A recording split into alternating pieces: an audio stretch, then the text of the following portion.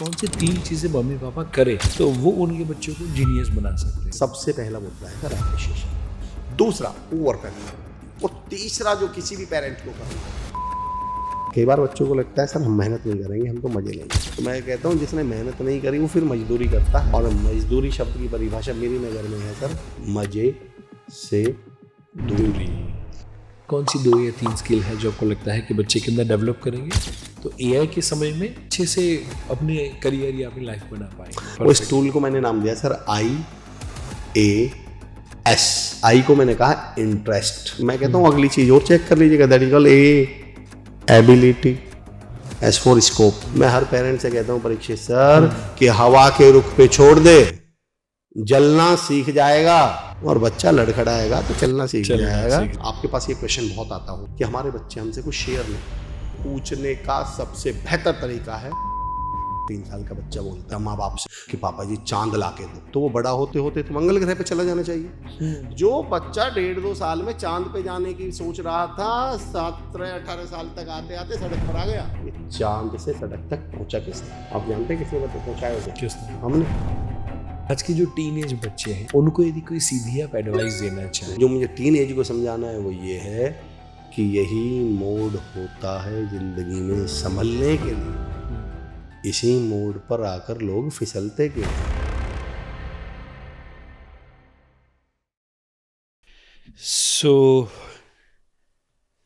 नमस्ते सर नमस्कार sir. And Amar ji, आप शब्दों के माध्यम से वैसी बातें करते हैं कि आपके शब्द और आपकी बातें दिल में अमर हो जाती हैं। क्या बात है sir. And generally motivational speaker तो बहुत सारे होते हैं, बट आप मोटिव एक्शनल स्पीकर है सर। तो ऐसा आप अपने आप को क्यों कहते हैं? वहाँ से हम शुरुआत कर पाए ये जी। जब मैंने अपना करियर शुरू किया जब मोटिवेशनल स्पीकर, तो मैंने जो सीनियर्स थे जो ऑलरेडी इस फील्ड में थे, 1-2 लोगों से बात की और पूछा कि सर हम एज ए मोटिवेशनल स्पीकर करते क्या हैं? बोले जी हम लोगों को जागरूक करते हैं। तो परीक्षित सर मैंने कहा मुझे तो इस शब्द पर ही ऐतराज है। बोले अच्छा, जागरूक करने पर? हाँ। बोले जी मतलब? मैंने कहा देखिए जागरूक शब्द क्या कहता है, जाग और रुक। तो जब जागने के बाद इसे रुकवाना ही था तो बेचारे की नींद ही पूरी हो लेने देते, इसको जगाया है क्यों आपने? जगाया है क्यों? तो तब से मैंने सोचा सर हम करेंगे जाग चल। भाई जाग गए तो चलिए, अब चलना शुरू करना। अब अगर आप अवेयर हो गए हैं तो एक्शन लीजिए ना, मोटिवेट हो गए हैं तो एक्शन लीजिए। That's why it becomes motivational speaker. और जब आप एक्शनल लिखते हैं परीक्षित सर तो आप देखिएगा एक्शन की स्पेलिंग में AC आता है, दैट बिकम्स अमर चौधरी। तो शायद ईश्वर की भी कृपा थी कि मैं मोटिवेशनल स्पीकर के तौर पे काम करूं सर, तो that's why. Wonderful wonderful wonderful. So बहुत ही यूनिक। एंड नाउ आप क्योंकि शब्दों के जादूगर भी है तो मेरा ये मानना है कि पेरेंट्स जो शब्द कहते हैं उसका बच्चों के भविष्य के ऊपर बहुत ज़्यादा गहरा असर होता है। बिल्कुल सर। और कई बार पेरेंट्स नेगेटिव सजेशन भी दे देते हैं, तो वो पेरेंट्स को आप कुछ मैसेज देना चाहेंगे? बिल्कुल देना चाहूँगा सर। मैं यहाँ 2 पॉइंट कहना चाहता हूँ। आपने एक बड़ी कमाल की बात कही कि पेरेंट्स जो शब्द बोलते हैं उनका असर बच्चों पर होता है। मैं कहता हूँ उनका नहीं, सबसे ज़्यादा असर ही उन शब्दों का होता है। दोनों में अंतर समझिएगा सर। मुझे एक बात बताइएगा सर, मैं हमेशा टीचर ट्रेनिंग के भी प्रोग्राम लेता हूँ और पेरेंटिंग पे थोड़े बहुत बोलता हूँ सर। खैर, तो मैं हमेशा इन 2 लोगों से, पेरेंट्स और टीचर से, एक हाथ जोड़कर रिक्वेस्ट करता हूँ। मैंने कहा दुनिया बच्चे से कुछ भी बोल ले, आप कुछ भी नेगेटिव मत बोल देना। तो वो पूछते हैं जी ऐसा क्यों? मैंने कहा मुझे बताइए, मैं अपने एक जिले में गाजियाबाद का रहने वाला हूँ और जिला अस्पताल जो होता है जिसको हम डिस्ट्रिक्ट हॉस्पिटल बोलते हैं, कोई आदमी वहाँ जाए, मैं वहाँ जाऊँ और वहाँ के डॉक्टर हाथ खड़ा करना समझते हैं, हाथ खड़ा कर दे, बोल दें कि भाई आपका बचना मुश्किल है। और एक जब मुझे जिला अस्पताल के डॉक्टर्स ने बोला आपका बचना मुश्किल है, तो क्या अभी भी कोई उम्मीद बाकी है मेरे पास परीक्षित सर या नहीं? क्या मुझे अभी भी ऐसा लगेगा यार चलो ये तो जिला अस्पताल के बोल रहे हैं, एक काम करके देखूं क्या आगे किसी को लखनऊ में दिखा लूं, बड़े हॉस्पिटल में जा सकते हैं। अच्छा, वहाँ भी बोला कि नहीं यार मुश्किल है। अभी भी मेरे पास अगर आप दिल्ली इंडिया के कॉन्टेक्स्ट में सोचें तो एक जगह बचती है, अपॉर्चुनिटी बचती है। हाँ, एम्स। कि यार एक बार एम्स में तो दिखाई ले। पर मेरा सर सवाल, अगर एम्स के ही डॉक्टर ये बोल दें जी आपका बचना मुश्किल है, अब होप ना के बराबर खत्म हो गए। मैं पेरेंट और टीचर से बोलता हूँ कि बच्चों के लिए आप एम्स हैं, बाकी हम जैसे लोग तो जिला अस्पताल हैं। अगर अड़ोसी पड़ोसी दुनिया ये भी बोल देना किसी बच्चे से तुम कुछ नहीं कर पाओगे, उसे लगता है जिला अस्पताल वालों ने तो बोला यार अभी कर लेंगे। लेकिन वो भगवान ही दो, एक को वो भगवान मानता है और एक को हम भगवान कहते हैं। एक को तो गुरु को तो भगवान से बड़ा दर्जा दिया गया है। तो किसी भी बच्चे की नजर में सबसे बड़ा भगवान, सबसे बड़ा हीरो कौन? गुरु। और माँ बाप को हम वैसे ही भगवान का रूप मनाते हैं। अब सोच के देखिए सर, जिसको भगवान ही बोल दे कि तेरा कुछ नहीं होगा, उसकी क्या हालत होती होगी, उसके मन पे क्या बीतती होगी। अब वो सोचता है यार अब तो भगवान ने ही बोल दिया, अब मेरे पास बचा क्या। तो मैं इसलिए पेरेंट्स और टीचर से कहता हूँ कि छोटे मोटे देवताओं को कुछ भी बोलने दो, पर तुम मत बोल देना क्योंकि तुम भगवान हो। तो इसलिए पहला शब्द तो मैं रिक्वेस्ट करता हूँ तमाम टीचर से और तमाम पेरेंट्स से, किसी बच्चे को भी कभी भी नेगेटिव मत बोलिएगा। दूसरा उसका रीजन भी देता हूँ सर, इवन टीचर से भी कह रहा हूँ, इवन पेरेंट्स से भी बोलते हूँ। आपके बच्चे क्या नहीं कर सकते, उनको ये बताने के लिए तो भगवान ने पड़ोसी पैदा किए हैं ना, रिश्तेदार पैदा किए। ये आप क्यों निभा रहे हो इस जिम्मेदारी को? आपका काम तो बच्चे को ये बताना है कि वो क्या क्या कर सकता है। एक सर टोस्ट मास्टर की दुनिया की सबसे मशहूर, मतलब one of my favourite speech है वो, और उस स्पीच का टाइटल है, टॉपिक है आई सी समथिंग इन यू। इस टोस्ट मास्टर की स्पीच में सर होता क्या है, वो एक साहब अपना किस्सा सुना रहे हैं। बोले हमेशा दुनिया ने मुझसे ये कहा कि तू कुछ नहीं कर सकता, ये नहीं कर सकता, वो नहीं कर सकता। फिर मेरे एक दोस्त, मेरे पापा जी के दोस्त थे, अंकल थे, तो पापा ने कहा कि तू कुछ दिन उनके साथ काम कर ले। उन्होंने कहा तू मेरे पास आया कर। और मैं पहले ही दिन गया, मैं 2-4 घंटे कुछ करता रहा। शाम को मेरी उनसे मीटिंग हुई। उन्होंने मुझे देखकर बोला आई सी समथिंग इन यू। बोले मैंने 2-3 बार ऐसा किया है, मेरे बारे में बोल रहे हो? बोले yes I see something in you. And बोले दैट वाज द डे जिसने मेरे बारे में मेरा नजरिया बदल दिया। इसका मतलब दुनिया में किसी को मुझ में कुछ दिखता है। एक्चुअली टीचर का काम ही इतना है कि किसी बच्चे से बोल दे आई सी समथिंग इन यू। तो मैं तमाम पेरेंट्स से कहता हूँ, तमाम टीचर से कहता हूँ कि अपने बच्चों से बोलिए आई सी समथिंग इन यू, और वो बच्चे आपका नाम रोशन कर कर दिखाएंगे। तो अगर हो सके तो बच्चों से नेगेटिव शब्द तो बिल्कुल भी मत बोलिए।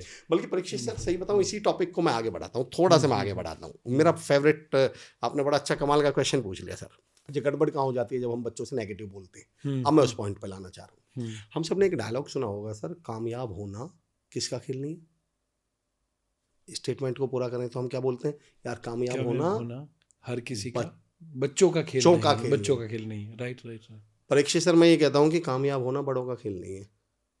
कामयाब होना खेल ही बच्चों का है। आप सिद्ध करके बताता हूँ कैसे। अच्छा मुझे बताइए सर, कामयाब होने के लिए क्या कैरेक्टरिस्टिक्स, क्या गुण चाहिए? मतलब जैसे अगर मैं वर्ड यूज करूँ, पॉजिटिविटी चाहिए, एनर्जी चाहिए, प्रेजेंट में रहने की कला चाहिए। मेरा सवाल सर, पॉजिटिविटी बच्चों के अंदर ज़्यादा होती है बड़ों के? बच्चों के। आपने कभी किसी 2.5-3 साल के बच्चे को ये कहते हुए सुना है, और यार मेरे तो किस्मत ही खराब है, गलत घर में पैदा हो गया? कभी कोई नेगेटिव बात करते हुए सुना है सर? कभी नहीं। वही बच्चा 17-18 साल का होता है, 20 बार बोल देगा घर वालों से, मेरे तो किस्मत ही खराब है, इस घर में पैदा हो गया। एक्चुअली कभी भी देखिएगा बच्चे इतने पॉजिटिव होते हैं, वो छोटी बात करते ही नहीं सर। जब मेरा बेटा समर है सर, मेरा बेटा 4-5 साल का था, तो बोलता था पापा जी स्कॉर्पियो लेंगे। पापा जी पे स्कूटी नहीं ली जा रही थी, और बच्चे को क्या लगता है, अपन तो क्या लेंगे, स्कॉर्पियो। छोटी बात ही नहीं करता। आप कभी देखना, छोटों की सबसे बड़ी खूबी होती है वो कभी छोटी बात नहीं करते। वो नेगेटिव बात ही नहीं करते। मैं तो ये कहता हूँ सर, 2.5-3 साल का, देखिए हमने बच्चों के साथ क्या गड़बड़ कर दी, जो आप कह रहे थे नेगेटिव ना बोलने के ऊपर बता रहा हूँ। हमने बच्चों के साथ गड़बड़ क्या करती सर, 1.5, 2, 2.5 साल 3 साल का बच्चा बोलता है मम्मी से, 1.5, 2 साल का छोटा सा बच्चा माँ बाप से, हमने तो कहानी किससे सुने कि पापा जी चांद ला के दो, मम्मी चांद ला के दो। 2.5-3 साल का बच्चा सर क्या मांग रहा है, उसकी डिमांड देखिए, सोच देखिए, चांद। तो सर मेरा सवाल ये है, जो 1.5-2 साल का बच्चा माँ बाप से, घर वालों से चांद मांग रहा है, तो वो बड़ा होते होते तो मंगल ग्रह पे चला जाना चाहिए। देखते हैं कहाँ जाता है। 1.5-2 साल का बच्चा, पापा चांद ला के दो, मम्मी चांद ला के दो। बच्चे की उम्र 3-3.5 साल, पापा जी रिमोट वाला हेलीकॉप्टर ला दो। चांद से उतर के कहाँ गया, हेलीकॉप्टर पे। बच्चे की उम्र सर 3.5-4 साल, पापा जी रिमोट वाली कार ला दो।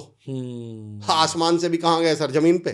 बच्चे की उम्र 4-4.5-5 साल, पापा जी वो रिमोट वाली ना मोटरसाइकिल लाओ, बैलेंस बनाऊंगा।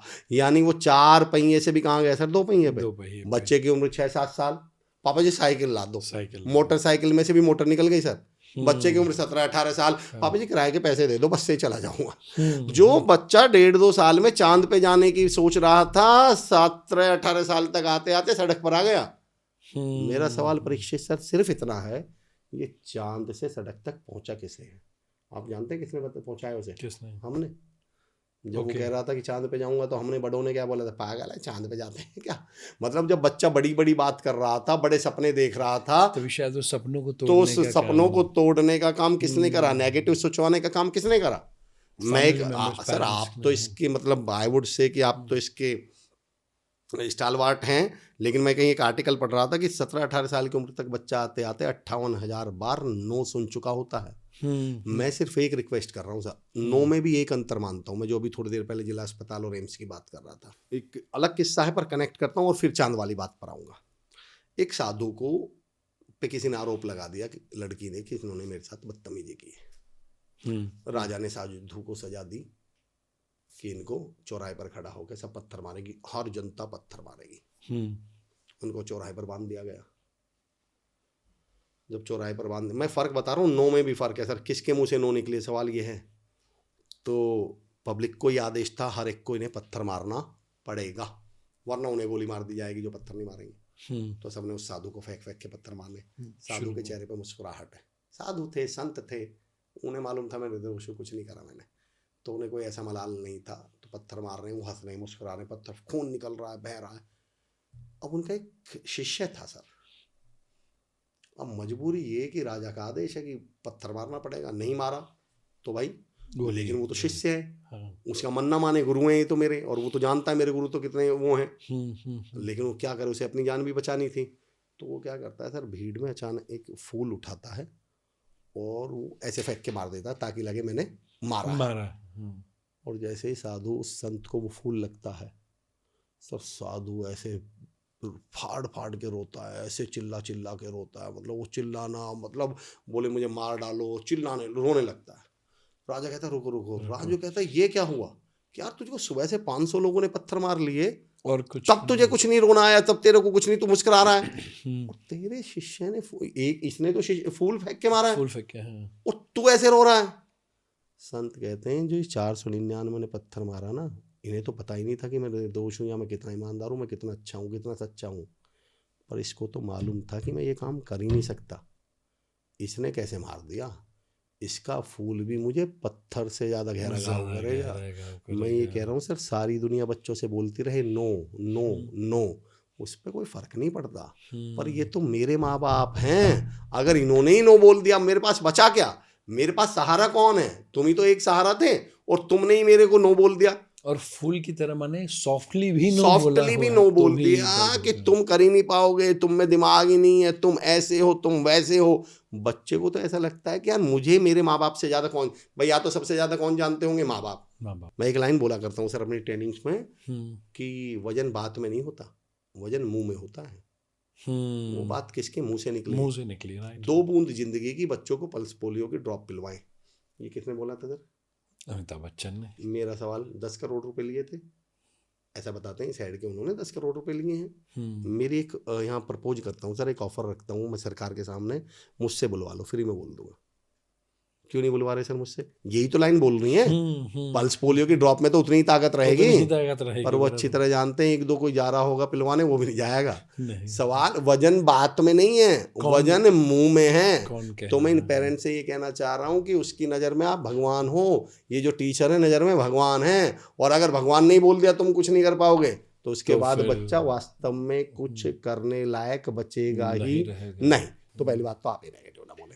सो इसमें मेरे दिमाग में अब ये आ रहा है कि अब मम्मी पापा को रियलाइज़ हो गया, हाँ जी, कि अब मुझे नेगेटिव नहीं बोलना है और बच्चे की बेस्ट परवरिश करनी है। जी, तो आपका इतने सालों का अनुभव है, उसमें से आपको क्या लगता है कि कौन सी 3 चीज़ें मम्मी पापा करे जी, तो वो उनके बच्चों को जीनियस बना सकते हैं या सफल बना सकते हैं? अगर मुझसे आप इस प्रोसेस की बात करें तो सर मैं सबसे पहला जो सबसे महत्वपूर्ण शब्द उठाऊंगा, that is called appreciation. Okay, that is called praise. अच्छा, मैं ये नहीं कह रहा झूठी तारीफ करिए, हालांकि मुझसे कोई पूछेगा तो सर मैं सजेशन ये दूंगा, अगर झूठी भी करनी पड़ जाए तो कर दीजिएगा। उसका रीजन बताऊंगा मैं आपको, उसका मैं थोड़ी देर बाद में आऊंगा रीजन, पर फिलहाल तो मैं ये बात आता हूँ। अप्रिशिएशन सबसे पहला मुद्दा है सर, एप्रिशिएशन। सबसे मुद्दा है प्रेज। पर परीक्षित सर अगर आप गौर करें, क्योंकि आप पेरेंटिंग पे इतना काम करते हैं सर, मैं एक टॉपिक पे पिछले लगभग साल भर से काम कर रहा हूँ सर। ओके। और उस टॉपिक को मैंने नाम दिया ट्रैपिंग। उसमें कई सारे मुद्दे हैं। Okay okay. उनमें से एक मुद्दा है एप्रिसिएशन। ट्रैपिंग क्या है सर, समझिएगा।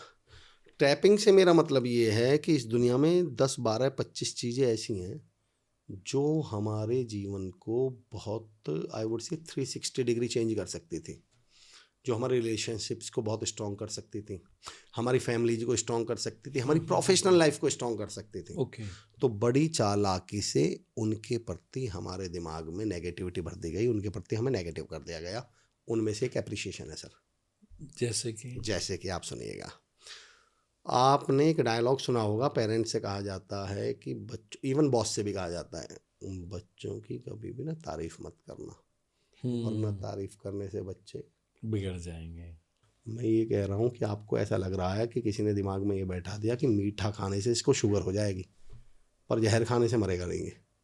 अब अजीब सी गरीब बात बताइए, मैं आपकी बात मान लेता हूँ, चलो मीठे खाने से इसको शुगर हो जाएगी, पर फिर भी 40-50 साल तो जी जाएगा ये। आप तो सीधा जहर ही देने को उतर आए। जहर ही दे रहे हो। अगर आपको वास्तव में शब्दों पर इतना यकीन है कि तारीफ करने से ये बिगड़ जाएगा, तो फिर आपको ये समझ में क्यों नहीं आ रहा कि नेगेटिव बोलने से, नकारात्मक बोलने से ये और आपके बीच में ट्रस्ट इश्यूज आ जाएंगे, ये आपसे कटना शुरू कर देगा, और फिर हम लोग सारी ज़िंदगी, सर हमारे बच्चे हमसे बात ही नहीं करते सर हमारे बच्चों से हमारा कनेक्ट ही नहीं है सर। हो कहाँ से, सारी ज़िंदगी उनको टॉन्ट मारे आपने, किस चक्कर में आके कि तारीफ कर दी तो बच्चे बिगड़ जाएंगे। मैं एक उदाहरण देता हूँ सर, भाई मैं, चलो आपकी भी बात मान लूँ, मैं मान लेता हूँ आपकी बात, मेरा बस इतना सा सवाल है, मैं इवन मेगा मैम के पॉडकास्ट में भी ये मैंने एग्जांपल दिया, तो इसको शॉर्ट रखता हूँ, बहुत शॉर्ट रखता हूँ।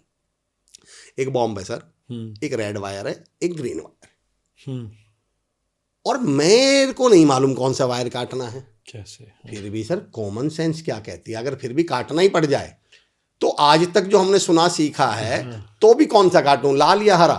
ग्रीन।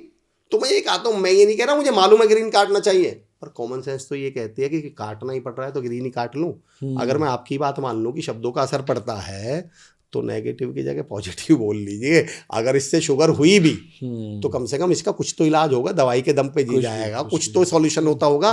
उस जहर का सॉल्यूशन कहाँ से लाएं जो आप नेगेटिव बोल रहे हो उनके दिमाग में 24 घंटे, तुम ये नहीं कर सकते, तुम वो ही नहीं कर सकते। इवन मैं मलिक मीरजादा साहब का, मैं इस बात का बुरा क्यों मानूं, ये तो घर घर की कहानी है, और मैं अपने बच्चों से क्या झगड़ा करूं, इनमें तो जो कमी है वो खानदानी है।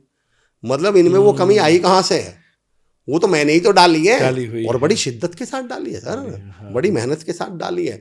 बल्कि सही बताऊं, मैं तो कई बार बच्चों को सैल्यूट करता हूँ, ये अपने माँ बाप का कितना सम्मान करते हैं, कि कभी पिता ने और माँ ने ये बोल दिया कि तुम कुछ नहीं कर पाओगे, तो मेरे पिता की बात गलत सिद्ध ना हो जाए, मेरे माँ की बात गलत सिद्ध ना हो जाए। तो बच्चे ने कुछ किया ही नहीं, बोले नहीं माँ मैं तुम्हें झूठा सिद्ध नहीं होने दूंगा, नहीं पिताजी मैं तुम्हें झूठा सिद्ध नहीं होने दूंगा, आपने कहा है तो बिल्कुल मैं कैसे कुछ कर सकता हूँ। तो मैं पेरेंट्स से कहता हूँ माफी के साथ कि आप इन बच्चों का हौसला बनिए, इनको सपोर्ट कीजिए।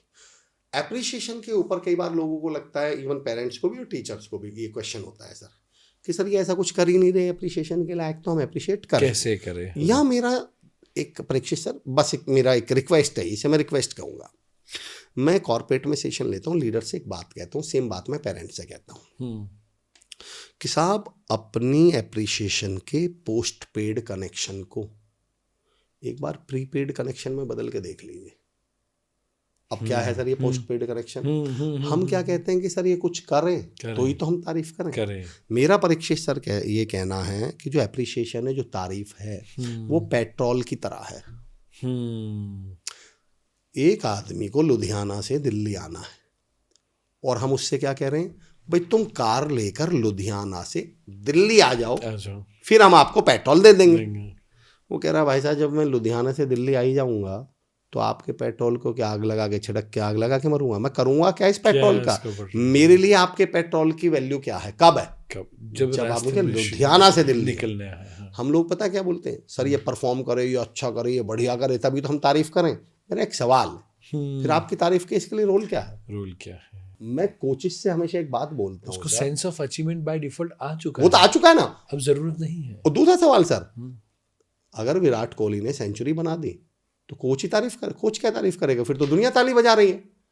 कोच की जरूरत कब है? जब वो 2-3 बार 0 पे आउट हो रहा और कोच कंधे पे हाथ रख क्या बोले मैं हूं ना, घबराना मत सर। ये जो परफॉर्म करने के बाद ताली बजाते हैं वो जमाने वाले होते हैं, दुनिया पूरी वो तो दुनिया वाले होते हैं, करने ही वाले। उसके लिए पेरेंट्स होने की क्या जरूरत थी आपको? वो तो पड़ोसी भी कर रहे होते, दुनिया कर रही होती। आपकी जरूरत तो बच्चे को तब थी जब वो लड़खड़ा रहा था, गिर रहा था। परीक्षित सर, पेरेंटिंग पे मैं सैल्यूट करता हूँ आपको। सारा खेल क्या है, मैं भी आपको आप बता रहे थे आदि के बारे में, मतलब इवन 5 एलिमेंट्स पर आप काम कर रहे हैं। 8 साल की उम्र हुई नहीं है, आप उसको वृंदावन, इवन आपने बद्री धाम, इवन आपने ज्योतिर्लिंग उसको कई करा दिए हैं। आपने एक बड़ी कमाल की, आप कर क्या रहे हैं एक्चुअली इसमें बताइए? आप इतना कमाल का काम कर रहे हैं सर, दिस इज कॉल्ड आदत डालना। एक्चुअली मैं ये कहता हूँ sir, if you want to have it then habit, if you want to have it then habit. आपको कुछ नहीं करना। इवन मेरा तो यहाँ तक कहना है कि सर हमारा इंट्रोडक्शन क्या है, हमारी हैबिट ही हमारा इंट्रोडक्शन है। उदाहरण देता हूँ, हैबिट की परिभाषा बताता हूँ पहले। जो काम हम सबसे ज्यादा करते हैं, तो मुझे लगता है जो आपने बताया, एक जो है वो अप्रिशिएशन, मुझे लगता है दूसरा पॉइंट मम्मी पापा के लिए मुझे लगता है हैबिट ही रखना। Habit, yes. एक्चुअली मैं ये प्रोसेस बता रहा हूँ सर। आपने अप्रिशिएट करके किया क्या है, आपने उसको एक हैबिट डाल दी है। और हैबिट किस चीज की डाल दी है सर? कुछ चीजें हमारे दिमाग में ऐसी मिथ बैठा दिए गई हैं। मैंने कहा ना, टैपिंग शब्द यूज किया था मैंने। हमारे दिमाग में एप्रिशिएशन को यहाँ तक भी कहा गया है कि अगर कामयाब होने हैं तो कभी अपनी तारीफ मत सुनना। आपने ये सुना होगा ना, अब भी ज्यादा तारीफ मत सुनो। मैं, हो सकता है अभी लोग कितने एग्री करेंगे डिसएग्री करेंगे, मुझे नहीं मालूम सर। मैं ये कहता हूँ परीक्षर, कामयाब होना है तो भूखे हो जाओ, कामयाबी चाहिए तो भूखे बन जाओ तारीफ सुनने के। मेरा बस आपसे एक सवाल है, आप मेरी तारीफ करेंगे कब? जब मैं अच्छा पॉडकास्ट दूंगा या बुरा? अच्छा, मैंने कोई अच्छी परफॉर्मेंस पे ही वो तारीफ होगी भाई। तारीफ होगी कब? जब मैं क्लास में टॉप करूं, मैं नंबर अच्छे लाऊं। अब नंबर अच्छे आए कब? जब मैं घर पढ़ूं। और घर पढ़ूं कब? जब मैं ध्यान से क्लास में सुनूं। ध्यान में क्लास में सुनूं कब? जब टाइम पे आऊं। आप समझ रहे हैं, एक लूप क्रिएट कर दिया आपने। कर दिया।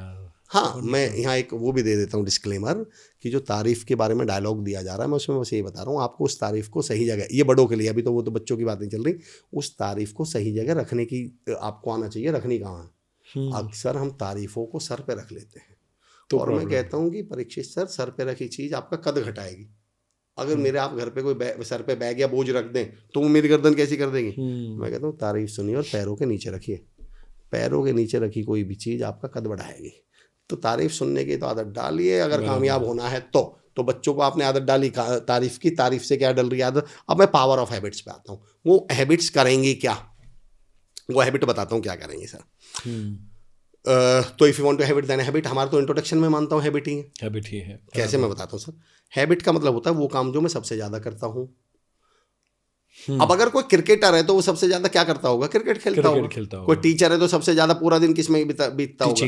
पॉडकास्ट कर रहे हैं हम, ट्रेनर्स हैं तो हमारे ट्रेनिंग में। तो जो हमारी हैबिट है वही तो हमारा परिचय है। अब मैं हैबिट करती क्या है सर? एक साधु महाराज थे, वो एक गाँव में पहुंचे। तो उस समय, पुराने समय की बात है, उन्होंने आवाज लगाई, बेटा खाने को कुछ दो। अंदर से एक लड़की की आवाज़ आई, 16, 12, 13, 14, 15 साल के लड़के की, बाबा घर पे कोई नहीं है, खाने के लिए कुछ है नहीं। बाबा बोले अच्छा बेटा बाहर आ। बोले बाबा घर पे कुछ है ही नहीं, मैं सच बोल रहा हूँ, है ही नहीं कोई घर पे, खाने के लिए कुछ है ही नहीं, मैं क्या दूँ?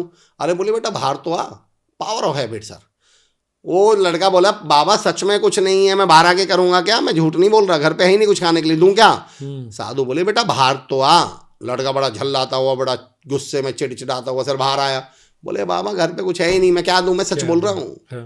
पुराने टाइम का समय था, कच्चे मकान हुआ करते थे। बाबा यूं बोले अच्छा एक काम कर, एक मुट्ठी मिट्टी दे दे, कच्चे घर हुआ करते थे। लड़का बोला यार अजीब आदमी है, कैसी बात। खैर उसने एक मुट्ठी मिट्टी उठाकर झोली में डाल दी, वो लेके चल दिया। उनके जो शिष्य थे उनका बड़ा दिमाग खराब, वो 150 मीटर बाहर चले। शिष्य गुरुजी से बोले गुरुजी क्या है, मतलब क्या है, आपने इससे मिट्टी क्यों ली, क्या करोगे आप मिट्टी का? साधु का जवाब सुनिए सर। साधु बोले बेटा मैंने इसे आज देने की आदत डाल दी। आज इसने एक मुट्ठी मिट्टी दी है, कल को ये रोटी भी देगा। पर अगर आज ये अंदर पड़ा ये बोल जाए ना कि कुछ भी नहीं है, तो इसको आदत पड़े बना करने की पड़ गई थी। कल को रोटी भी होती तो आलस्य इतना होता है इसके अंदर, ये पड़ा मना करता। मैं कहता हूँ सर सवाल ये है कि आपने बच्चे को आदत किस चीज की डाल दी? जब आप उसको एप्रिशिएट कर रहे हैं तो उसको कुछ यार मैं और क्या करूं, मैं और क्या करूं। हम क्या गलती कर रहे हैं सर? हम बच्चे को डिमोटिवेट शुरू में ही कर देते हैं। मैं इवन ये कहता हूँ सर कि मैं जो वो बात कर रहा था प्रीपेड वाली, हम लोग क्या कहते हैं, मैं एक अपनी थ्योरी बताता हूँ सर, अपनी सोच बताता हूँ। मैं ये कहता हूँ मेरे कहने से एक काम करके देख लीजिए और हम क्या गड़बड़ कर रहे हैं। पड़ोसी आके बैठा सर, और हमने पहले के पड़ोसी के आते ही पहला डायलॉग क्या मार दिया, यार हमारे बड़े बच्चे नालायक हैं, बड़े बदतमीज हैं यार, ये बात नहीं करने देते, बहुत परेशान करते हैं कमियों के बारे में। बच्चा कहता है भाई साहब आपने मेरी तो बेइज्जती पहले ही कर दी, तुमने मेरे पास छोड़ा क्या? तो बच्चा कंधे पे से कूद के जाता है, बोले तुमने कुछ बचाने के लिए तो छोड़ा ही नहीं है, बेइज्जती तो हो चुकी है, मैं अच्छा बनूं तो किस लिए बनूं? तो बच्चा कूद के जाएगा। मैं ये कहता हूँ परीक्षित सर कि मेरे कहने से सिर्फ इतना काम कर लीजिए, आप पड़ोसी से कहिए और बच्चे को आवाज़ जानी चाहिए बस, बोले तुम यार दुनिया के बच्चे कैसे हैं और हमारे बच्चों को देखना, बड़े बात कर रहे हो बीच में बोल नहीं सकता। अब इज्जत किसके खतरे में है परीक्षित सर?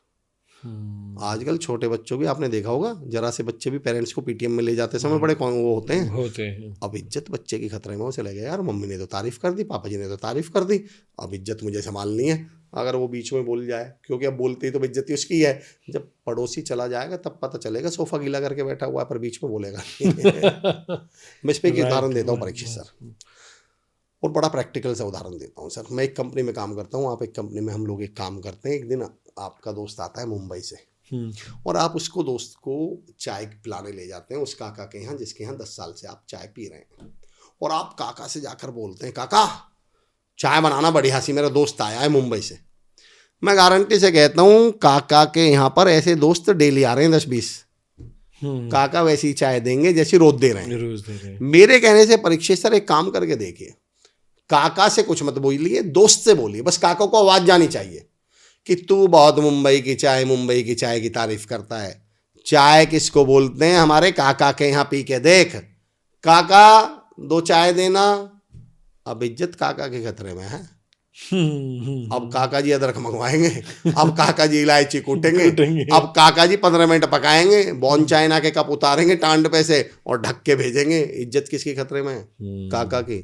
मैं कहता हूँ इन बच्चों को मौका तो दो इज्जत बचाने का, इनको अप्रिशिएट करो तो गए, इनकी जिम्मेदारी बढ़ाओ तो, इनके पास कोई स्कोप तो छोड़िए कि मैं ये करूँ तो करूँ क्यों। One of my favourite story मैंने सुनी थी सर, वो सुनाता हूँ मैं। ये पेरेंट पर भी लागू है, टीचर्स पे भी लागू है। अच्छा, ये दोनों चीजें जो चलेंगी वो बाय डिफॉल्ट पेरेंट पर है और बाकी टीचर पे तो है। एक स्कूल में क्या होता है सर, क्लास में घड़ी चोरी हो जाती है। बच्चा शिकायत करता है जी मेरी घड़ी चोरी हो गई। तो टीचर बोलते हैं भाई सबकी तलाशी होगी।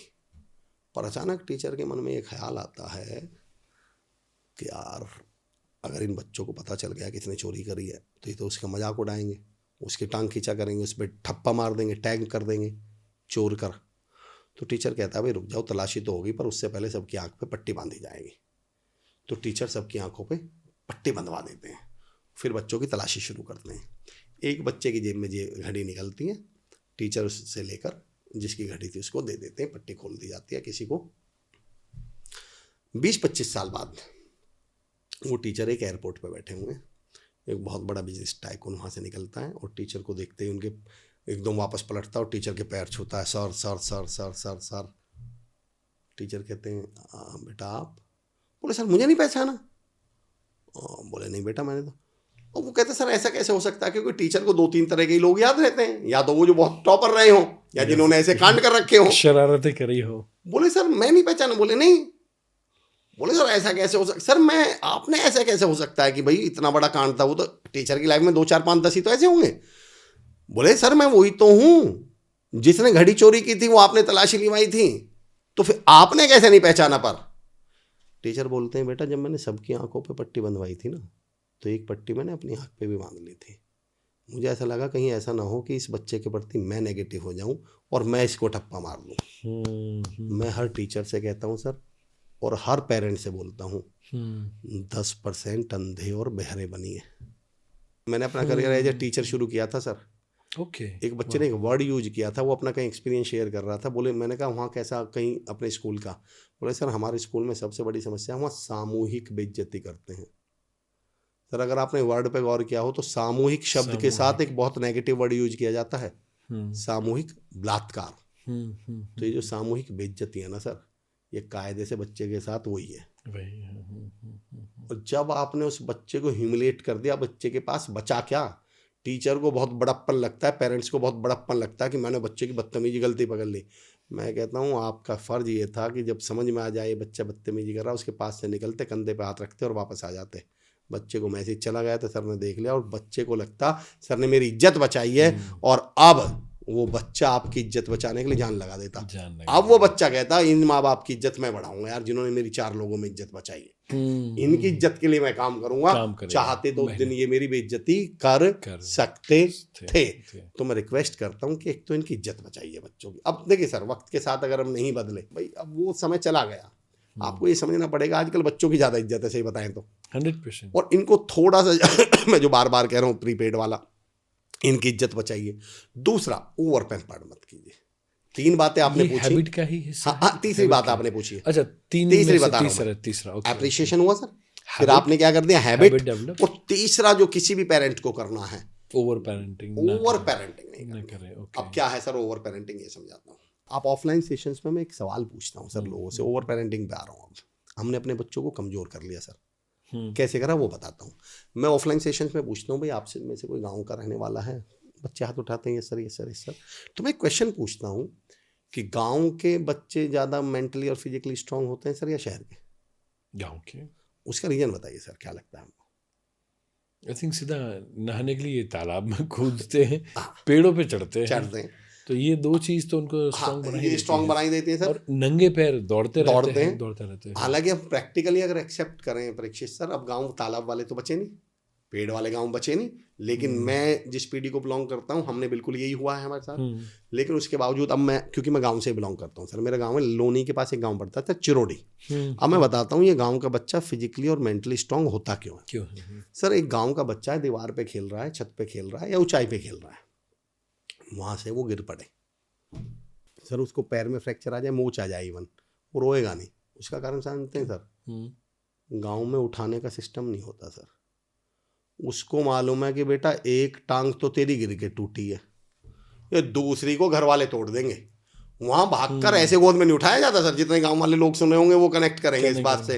उसको मालूम है बेटा अगर घर में मम्मी पापा किसी ने देख लिया तो पैर तो मोच तो पैर में आई हुई है, दूसरी में क्या खड़ा अंधा है, दिखता नहीं है, पागल है तो मुझे लगता है बेटा अगर इन्होंने देख लिया मारेंगे बहुत, पीटेंगे बहुत। तो वो उसी प्रोसेस को करता क्या है सर, वो चेहरे पे मुस्कुराहट रखते हुए बाहर ऐसे निकलते हैं। अब आप समझिए इस पूरे प्रोसेस में क्या हुआ सर, उसने पेन दर्द को झेलने की ताकत, एक एडवर्सिटी कोशेंट, मेंटली स्ट्रांग हुआ, फिजिकली स्ट्रांग हुआ। शहर के बच्चे के साथ दिक्कत ओवर पेरेंटिंग, शहर के हर बच्चे की बात नहीं कर रहा सर, ओवर पेरेंटिंग की बात कर रहा हूँ। शहर के बच्चे के साथ दिक्कत क्या है सर, बच्चा कहीं छत वत पे नहीं है, फर्श पे बैठा हुआ है और वहीं लुढ़क जाए तो अंदर से भाग के मम्मी आएंगी, आज तो बाबा गिल गया, तुतला के बोलेंगे आज तो बाबा गिल गया, तुरंत पापा जी को फोन, आज तो बाबा गिल गया, पापा जी का बुआ जी को फोन, आज तो बाबा गिल गया, बुआ जी का दादाजी को फोन, आज तो बाबा गिल गया।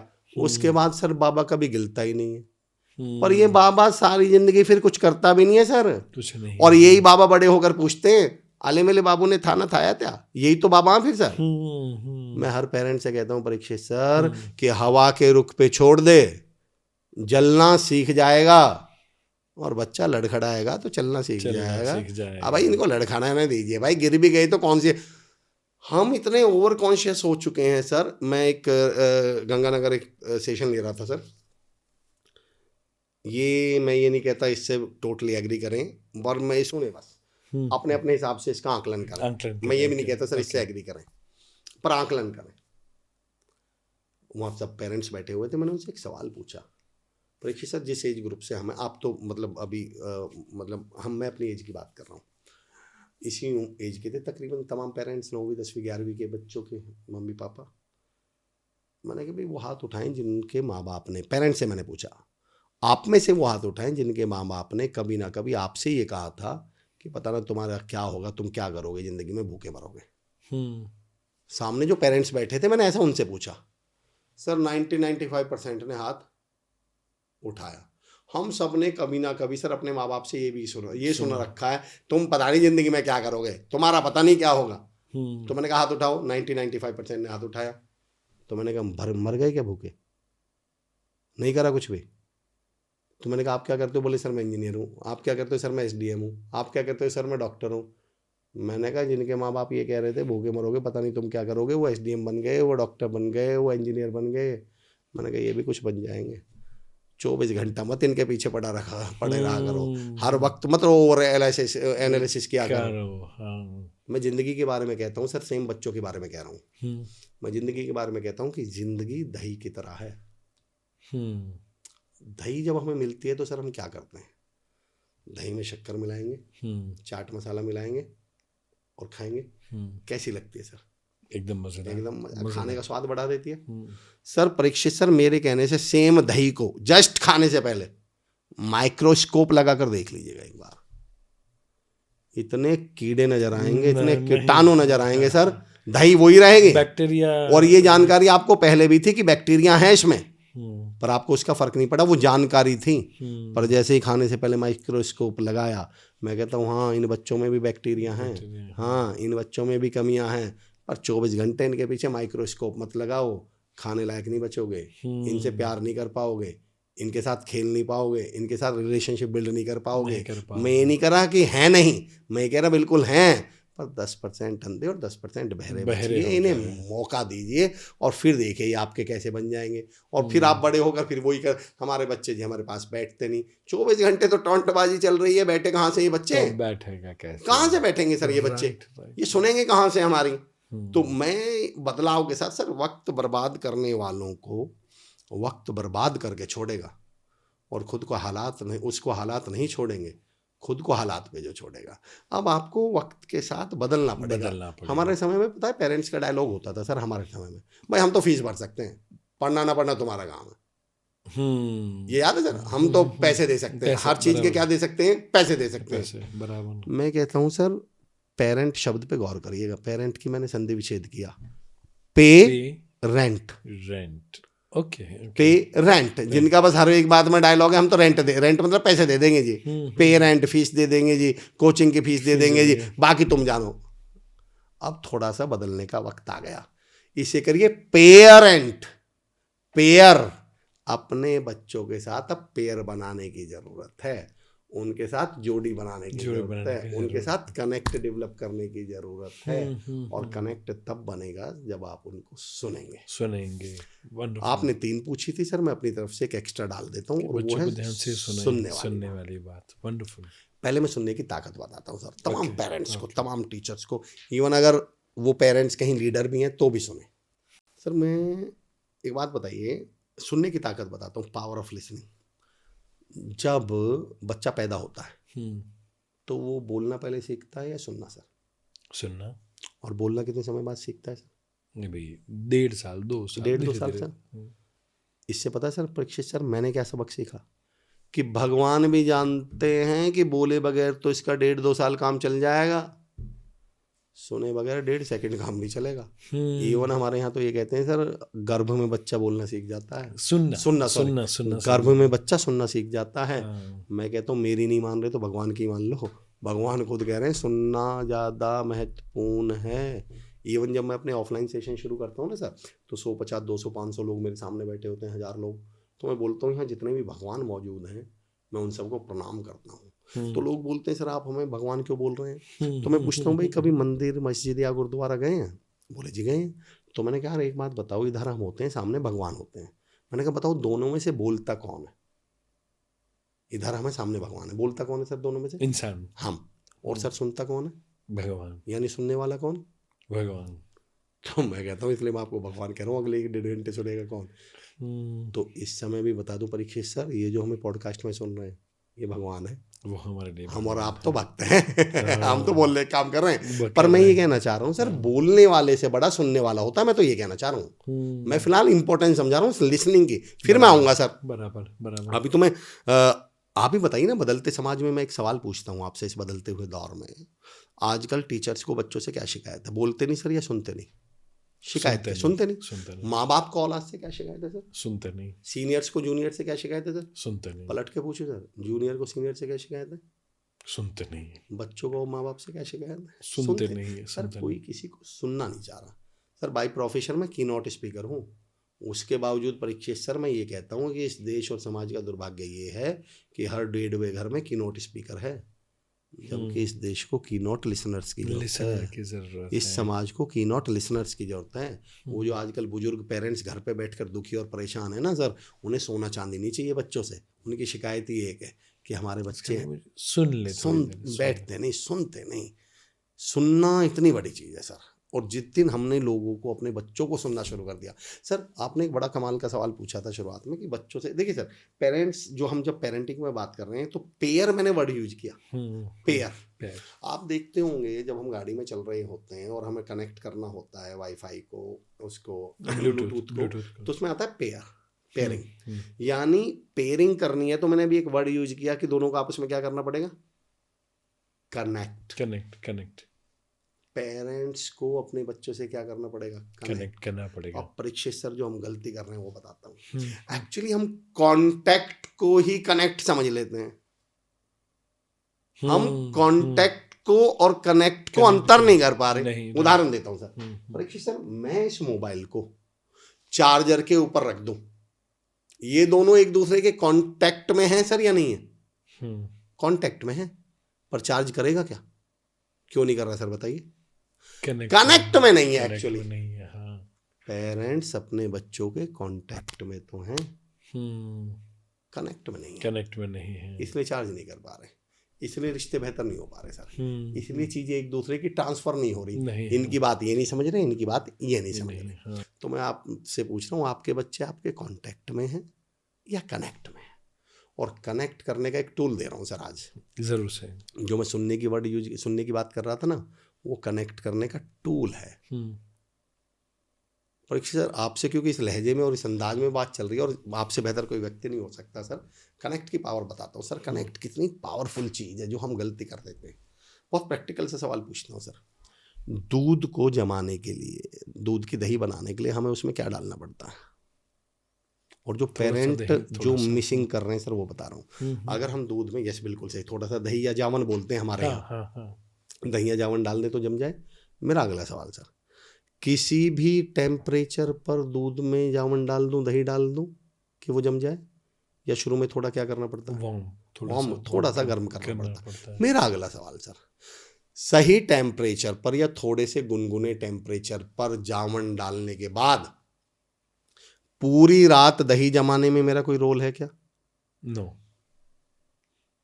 90% पेरेंट्स गलती क्या कर रहे हैं, आप इस दूध की जगह बच्चा रख लीजिए, जावन की जगह पेरेंट्स रख लीजिए, ठंडे दूध में डल रहे हैं, और फिर उससे कह रहे हैं जम जा जम जा जम जा। फिर दूध की तो दही जमती नहीं सर, दिमाग की दही जम जाती है। दिमाग का दही होता है। मैंने एक सवाल पूछा था आपसे इससे 1 मिनट पहले कि सही टेम्परेचर पर दही डालने के बाद कोई रोल है? कोई रोल नहीं है। अगर हम अपने बच्चों से कनेक्ट डेवलप कर गए, वो वार्मथ रख गए रिश्तों में, वो बॉन्डिंग में वो गर्माहट रख गए, और गर्माहट क्या है सर, सुन लो, उनके पास बैठ जाओ। आप बड़े होकर बच्चों से शिकायत कर रहे हो, ये हमारी नहीं सुनते, पर याद करिएगा सर, जब ये छोटा सा बच्चा था, आदरणीय मनीष शर्मा सर, जिनका मैं अभी जिक्र भी कर रहा था, और आप दोनों लोगों को मैंने पेरेंटिंग में बहुत सुना है सर। मनीष शर्मा सर एक लाइन कहते हैं, और मैंने आपके कई पॉडकास्ट में ये बात सुनी है सर, कि वो जब छोटा सा बच्चा है, वो फालतू बातें आपके पास लेकर आएगा, और आप उससे बोला ये कोई बात है, आप उसे सुनेंगे नहीं, ये सोच के कि ये फालतू बात है, क्योंकि ये आपकी समझ से बाहर की बात है, ये आपके काम की बात तो है नहीं है। तो बोले बच्चा कुछ कर थोड़ी रहा है, बच्चा बड़े होने के पास वो रिटर्न गिफ्ट दे रहा आपको। जब वो छोटा था आपको लग रहा था इसकी बात मेरे काम की नहीं है, अब आप 70 साल के हो, उसे लगता है आपकी बात उसके काम की नहीं, तो वो आपको नहीं सुन रहा। मैं एक टर्म यूज करता हूँ सर, व्यवहार जो शब्द है ना सर, पेरेंट्स पर भी तो लागू होता है व्यवहार। सर हमारे यहाँ शादियों में, आप गुजरात से हैं, मैं इंदौर में रहा हूँ, चिरोड़ी मेरा गांव है, हमारे यहाँ लिफाफा देना या कन्या, हमारे यहाँ एक कंसेप्ट होता है सर, कन्यादान। कन्यादान मतलब वो नहीं लड़की वाला देगा ना, हमारे यहाँ जो समाज वाले जाते हैं शादी में लड़की की में, तो वहाँ एक रजिस्टर लेके बैठे होते हैं, और वहाँ कन्यादान लिखवाया जाता है, मेरे 201 है, मेरे 101 है। और ये इसका एक नियम है सर, सिंपल सा, आप कहीं 101 करके आए हैं तो वो पलट के 251 करेंगे। और इसको हम, आपने ध्यान दिया हो तो सामाजिक तौर पे इसको बोलते हैं व्यवहार करना। ऐसा नहीं बोलते उनके यहाँ कितना का व्यवहार करना बराबर। सर व्यवहार के 2 नियम है। पहला नियम, जिसके यहाँ आपने व्यवहार किया है उसके यहाँ से ही पलट कर आपके पास आएगा। आएगा। दूसरा नियम, आपने 151 का किया है तो 251 आएंगे। मैं पेरेंट्स से कह रहा हूँ, ये जो बच्चों के साथ आप व्यवहार कर रहे हो, ये वही व्यवहार है जो पलटकर बाद में आपके पास आना है। आज आप इनको नहीं सुन रहे, कल कोई आपको नहीं सुनेंगे। पर आज तो कोई नहीं, जब ये आपको नहीं सुनेंगे तो आप इन्हें कैसे बच्चे बोलेंगे सर? नालायक बच्चे, बदतमीज। कान पकड़कर, मैं खुद 2 बच्चों का पिता हूं सर, कान पकड़कर माफी के साथ, तो जो अब पेरेंट्स अपने बच्चों को नहीं सुन रहे, तो फिर मैं क्यों ना नालायक माँ बाप कहूँ इन्हें, क्यों ना बदतमीज माँ बाप कहूँ? अगर बच्चा माँ बाप को ना सुनने पर बदतमीज बच्चा है, तो मैं अपने लिए बात करता हूँ, जनरलाइज नहीं कर रहा सर, मैं अपने लिए बात, तो मैं अपने बच्चों को ना सुनने पर नालायक बाप क्यों नहीं हूँ, बदतमीज बाप क्यों नहीं हूँ? अगर लागू है तो नियम तो सब पे लागू होना चाहिए, ऐसा तो हो नहीं सकता। मैं एक थ्योरी है sir, connect before you correct. अगर आप अपने बच्चे को भी करेक्ट करना चाह रहे हैं तो पहले उसके साथ क्या डेवलप रखिए, कनेक्ट। अब जो मैं कमाल का सुनने की ताकत बताना चाह रहा हूँ सर, आपने कहा शब्दों पे, तो थोड़ा बहुत शब्दों पे जो काम किया है सर, ये कनेक्ट होता कैसे है सर? जो कनेक्ट शब्द प्रयोग किया जाता है वो दिमाग से, हम क्या बोलते हैं कि दिमाग से कनेक्ट होता है या दिल से? दिल से। कनेक्ट का जो संबंध है वो किससे सर? दिल से। दिल से है। और मैं अब आपको देखिए टूल बता रहा हूँ शब्दों के अंदर छुपा हुआ, कैसे कनेक्ट डेवलप किया जाता है। हार्ट, दिल मतलब हार्ट सर, स्पेलिंग बताइएगा सर। HEART। इसमें से टी हटा दीजिए सर, क्या बचा? HEAR मतलब हियर, सुनना। आप जिससे कनेक्ट होना चाहते हैं, जिससे रिश्ते बिल्ड करना चाहते हैं, कुछ मत करिए, उसे सुनना शुरू कर दीजिए।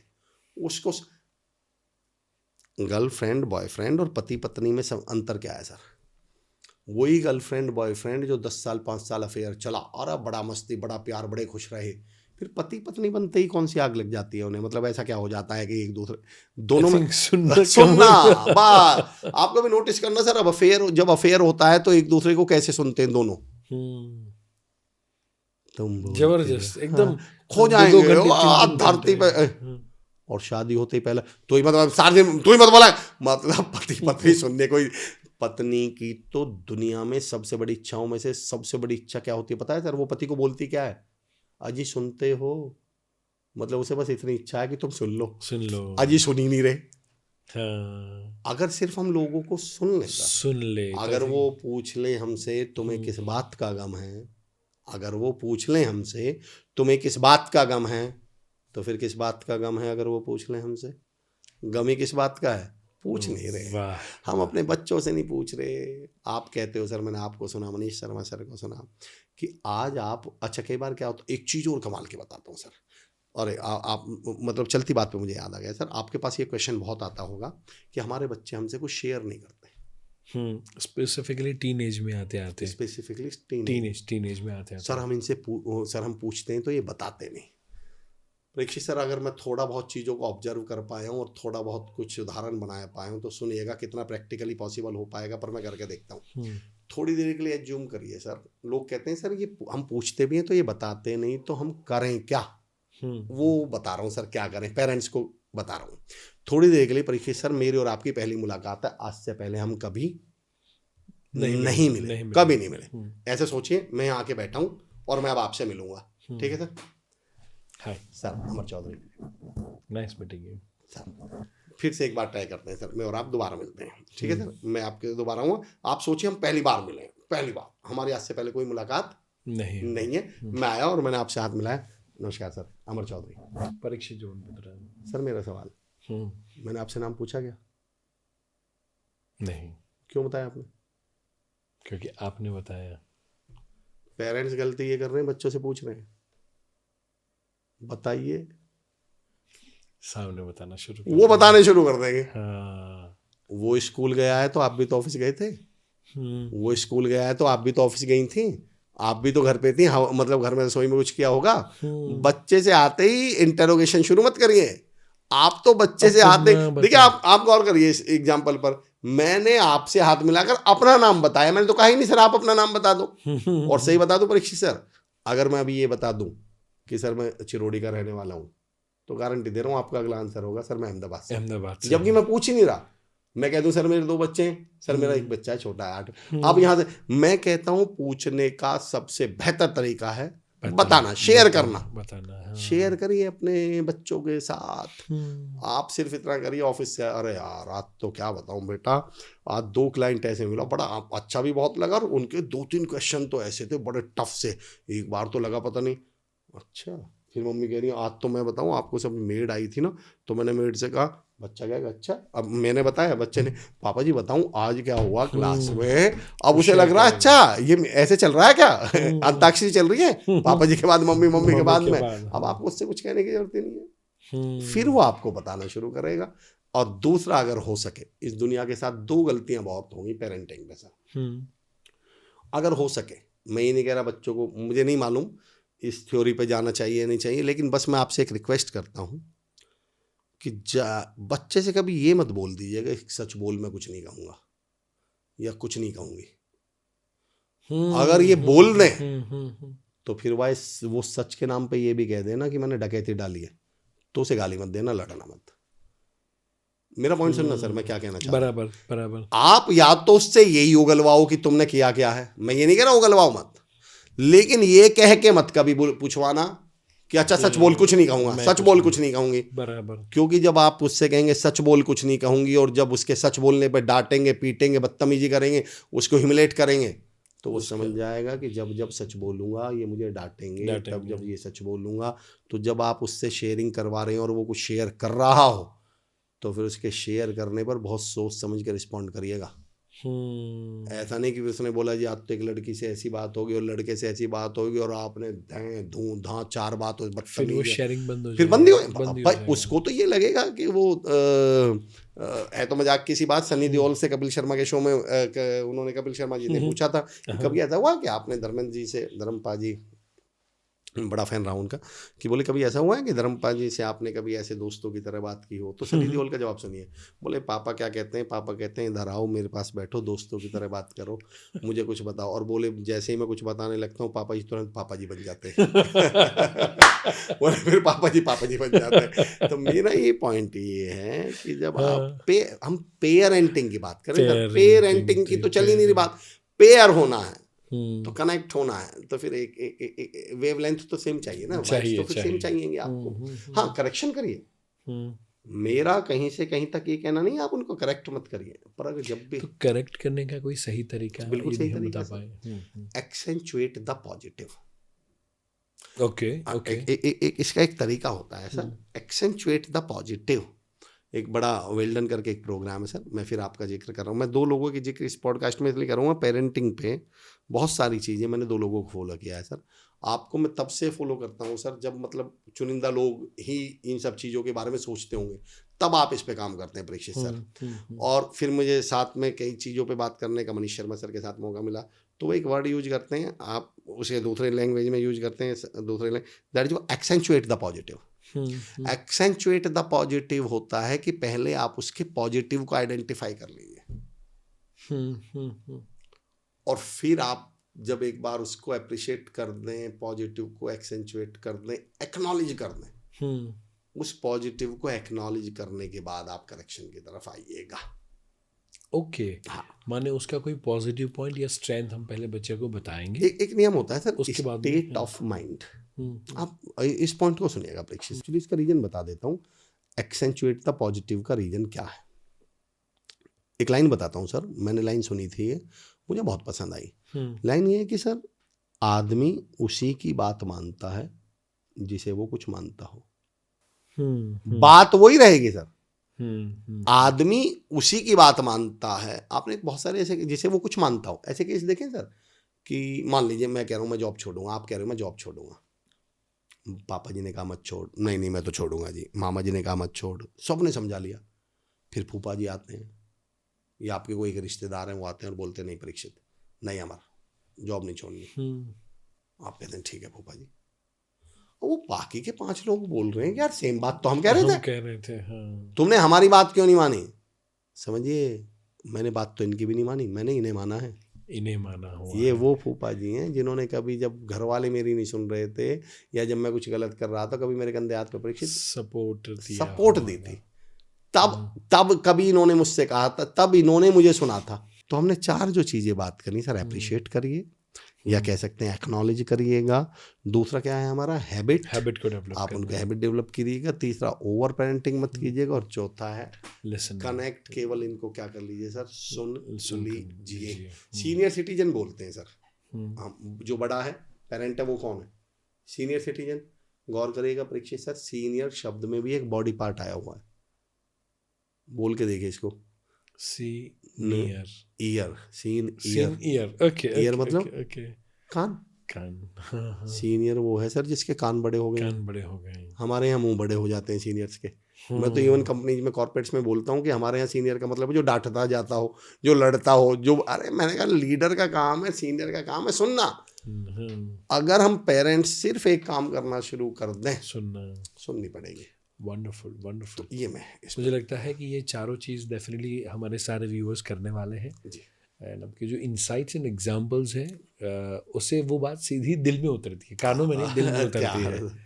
आई थिंक सारे व्यूअर्स आप अग्री करेंगे कि अमर जी की सारी बातें दिल तक जाती है। क्या बहुत अच्छी। So wonderful. नाउ अभी कोई मम्मी पापा है, अभी उनको बहुत ज़्यादा चिंता उस बात की भी होती है कि आने वाला समय AI का है, आने वाले समय में ढेर सारे करियर में चेंजेस होने वाले हैं जी। तो हम हमारे बच्चों में कौन सी 4 या 5 क्वालिटी है जो हम डेवलप करें, कौन सी 4 या 5 स्किल है जो apart from study, apart from education हम बच्चे के अंदर डालें। मैं जो पेरेंट्स के हाथ में वो बात करता हूँ सर, मेरा पॉइंट समझ रहे। हो सकता है कोई पेरेंट है सर मेरी तरह है, बहुत ज़्यादा मतलब वी बिलोंग टू विलेज, हो सकता है हम AI ना जानते हो सकता है कोई ऐसा पेरेंट हो जो उतने पढ़े लिखे ना हो, कोई हो सकता है वो स्किल्स ना जानते हो। मैं ऐसी बात करता हूँ जहाँ मैं कॉमन बात कर रहा हूँ कि जो हम सबको कर रहा है। पहले रिलेट कर पाए, पहले एक थ्योरी दे रहा हूँ सर, फिर आप समझिए, आप अपने हिसाब से अंदाजा लगाइएगा कि आप अपने स्तर पे क्या क्या बच्चों के साथ कर सकते हैं। पहले मैं एक थ्योरी देता हूँ सर, थ्योरी क्या है उसको सुनिएगा। उस थ्योरी को नाम दिया है सर हम लोगों ने सेट ऑफ स्किल्स। एक थ्योरी होती है सर सेट ऑफ स्किल्स। ये होती क्या है सर सेट ऑफ स्किल्स? जब मैं पहली बार इंटरव्यू देने गया सर तो एक क्वेश्चन पूछा गया, व्हाट आर योर हॉबीज? और 90% केस में हम सबसे बहुत सारे क्वेश्चन में एक क्वेश्चन ये भी होता है, व्हाट आर योर हॉबीज?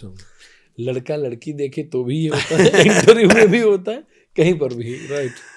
अब मेरा जब ये क्वेश्चन पूछा गया तो मेरे मन में पहला सवाल क्या आया कि भाई जिस पोजीशन के लिए, जिस जॉब के लिए मैं आया हूँ, मेरा क्वेश्चन ये मेरी हॉबीज का आप करोगे क्या? ये क्वेश्चन ही क्यों पूछा आपने? इसका लीजो दीजो क्या है, इसका आपस में इसका कनेक्शन क्या है? लेकिन जब मैं खुद टीचर बना, मैं खुद ट्रेनर बना, मैंने कोचिंग शुरू करी, तब मुझे इसका मतलब समझ में आया सर। वो बताता हूँ क्या है। एक्चुअली सर जब भी आप कोई काम करते हैं तो उस काम के अगेंस्ट हमारे अंदर एक स्किल डेवलप होती है। तो जब इंटरव्यू में ये सवाल पूछा जाता है कि व्हाट आर योर हॉबीज, और आप पलट कर बोलते हैं आई लव प्लेइंग चेस, तो बेसिकली आपने चेस बोला है, उन्होंने चेस नहीं सुना है, उन्होंने सुना है पेशेंस। कि अगर ये आदमी चेस खेलता होगा तो बाय डिफॉल्ट डेफिनेटली इसके अंदर धैर्य पैदा हो गया होगा, क्योंकि एक एक चाल चलने में 2-2, 5-5, 10-10 मिनट।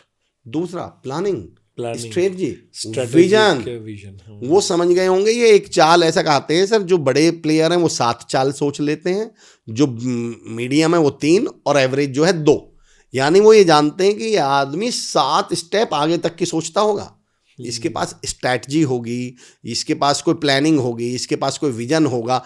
आप चेस बोल रहे हैं, वो चेस नहीं सुन रहे, वो सुन रहे हैं सेट ऑफ स्किल्स। जब आप बोलते हैं आई लव प्लेइंग क्रिकेट, आपने क्रिकेट बोला है, वो सुनते हैं टीम बिल्डिंग कि यार ये आदमी जो क्रिकेट खेलता होगा, 11 तो इसकी टीम में होते होंगे, 11 सामने वाले टीम में होंगे, और इसकी पता नहीं कितने गांवों की टीम के साथ मैच हुए होंगे, कितनी कॉलोनी की टीम के साथ, कितनी सोसाइटी वालों के साथ, सबके साथ तो एडजस्ट कैसे होता है। उसमें कोई छोटा भी होगा, बड़ा भी होगा, कोई गुस्सैल भी मिला होगा, कोई चिड़चिड़ा भी मिला होगा, कोई हंसमुख भी।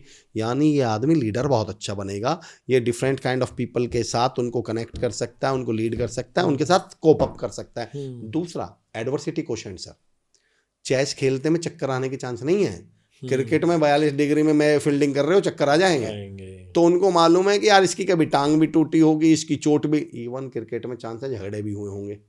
यानी ये एडवर्सिटी कोशेंट भी, यानी विपरीत परिस्थितियों में काम करने की क्षमता डेवलप हुई है। तो बेसिकली हम क्रिकेट बोल रहे हैं सर, वो क्रिकेट नहीं सुन रहे।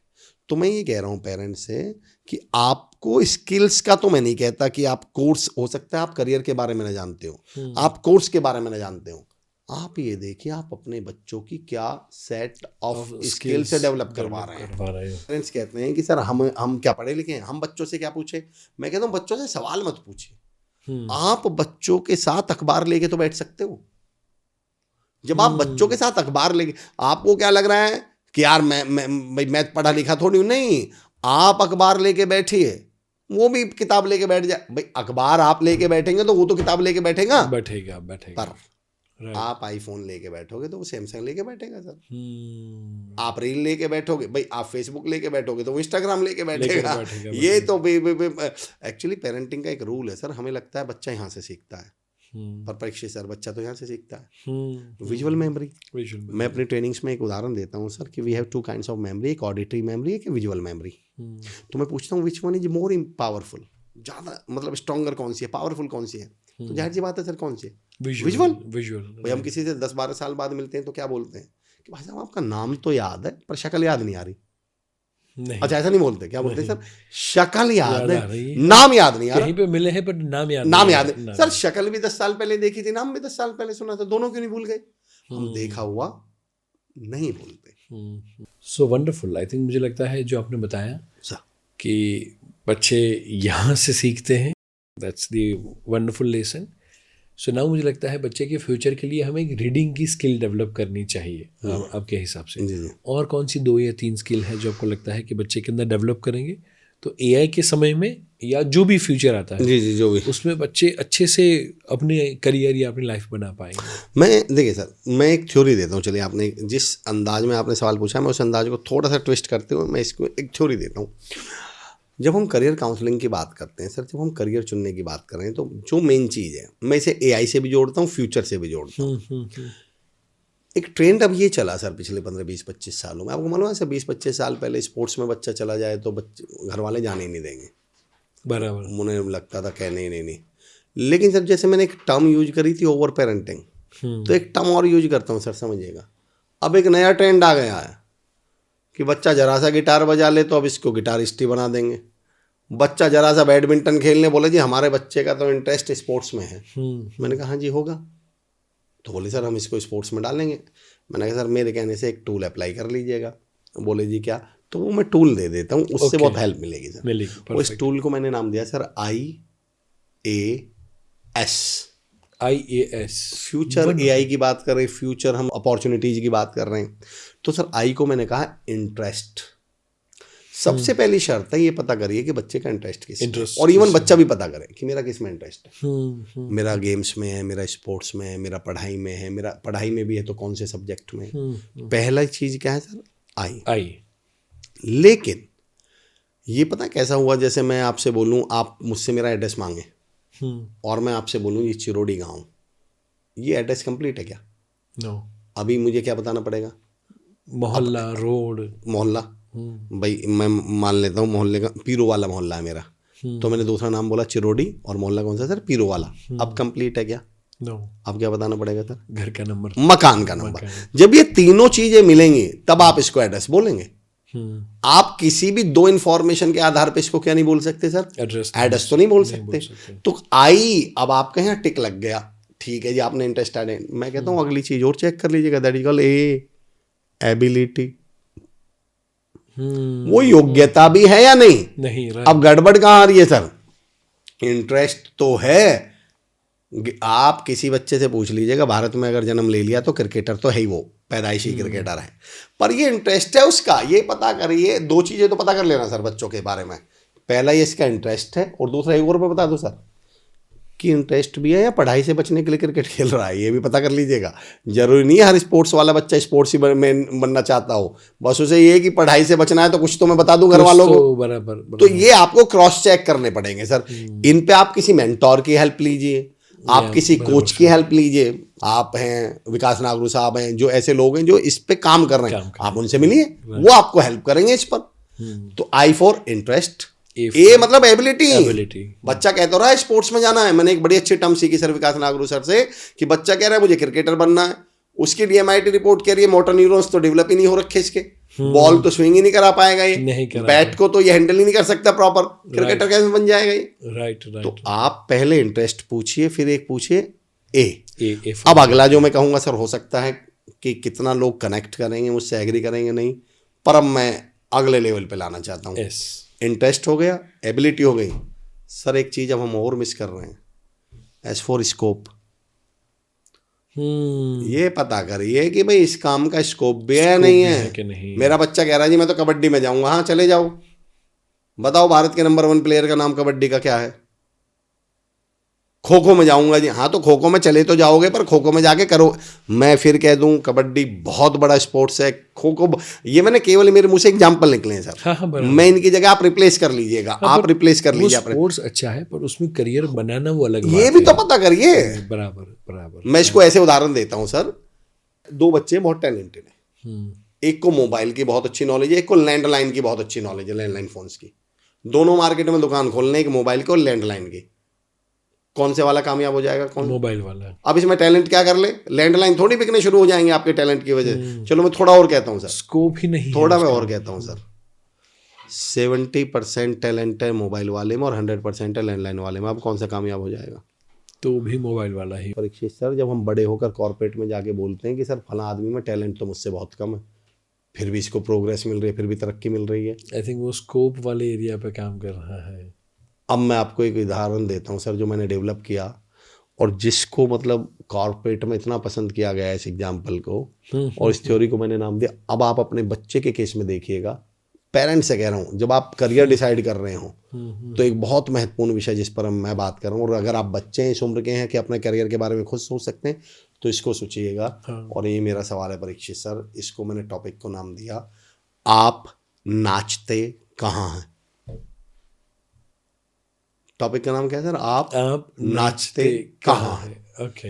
हमें सर मोटिवेशन के नाम पे, कोचिंग के नाम पे, ट्रेनिंग के नाम पे 3 शब्दों पे बहुत फोकस किया गया पिछले 20 सालों में। पहला, क्या करें, क्लैरिटी होनी चाहिए क्या करें। दूसरा, कैसे करें।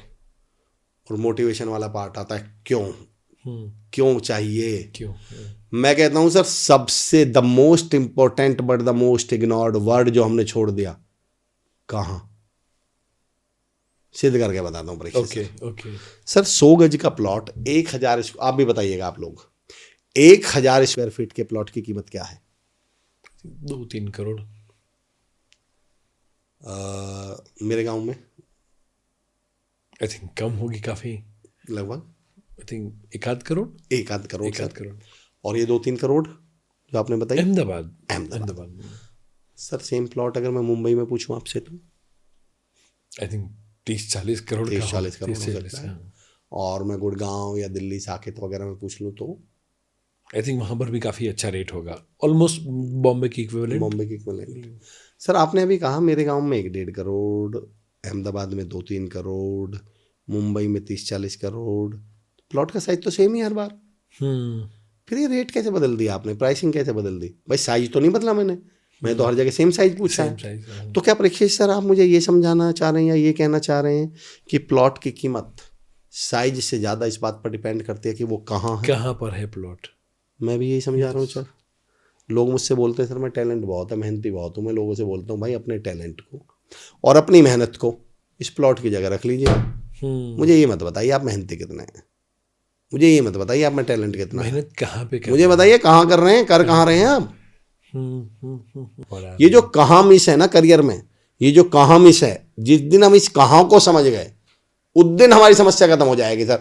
90% लोग इस कहाँ को नहीं समझ पा रहे।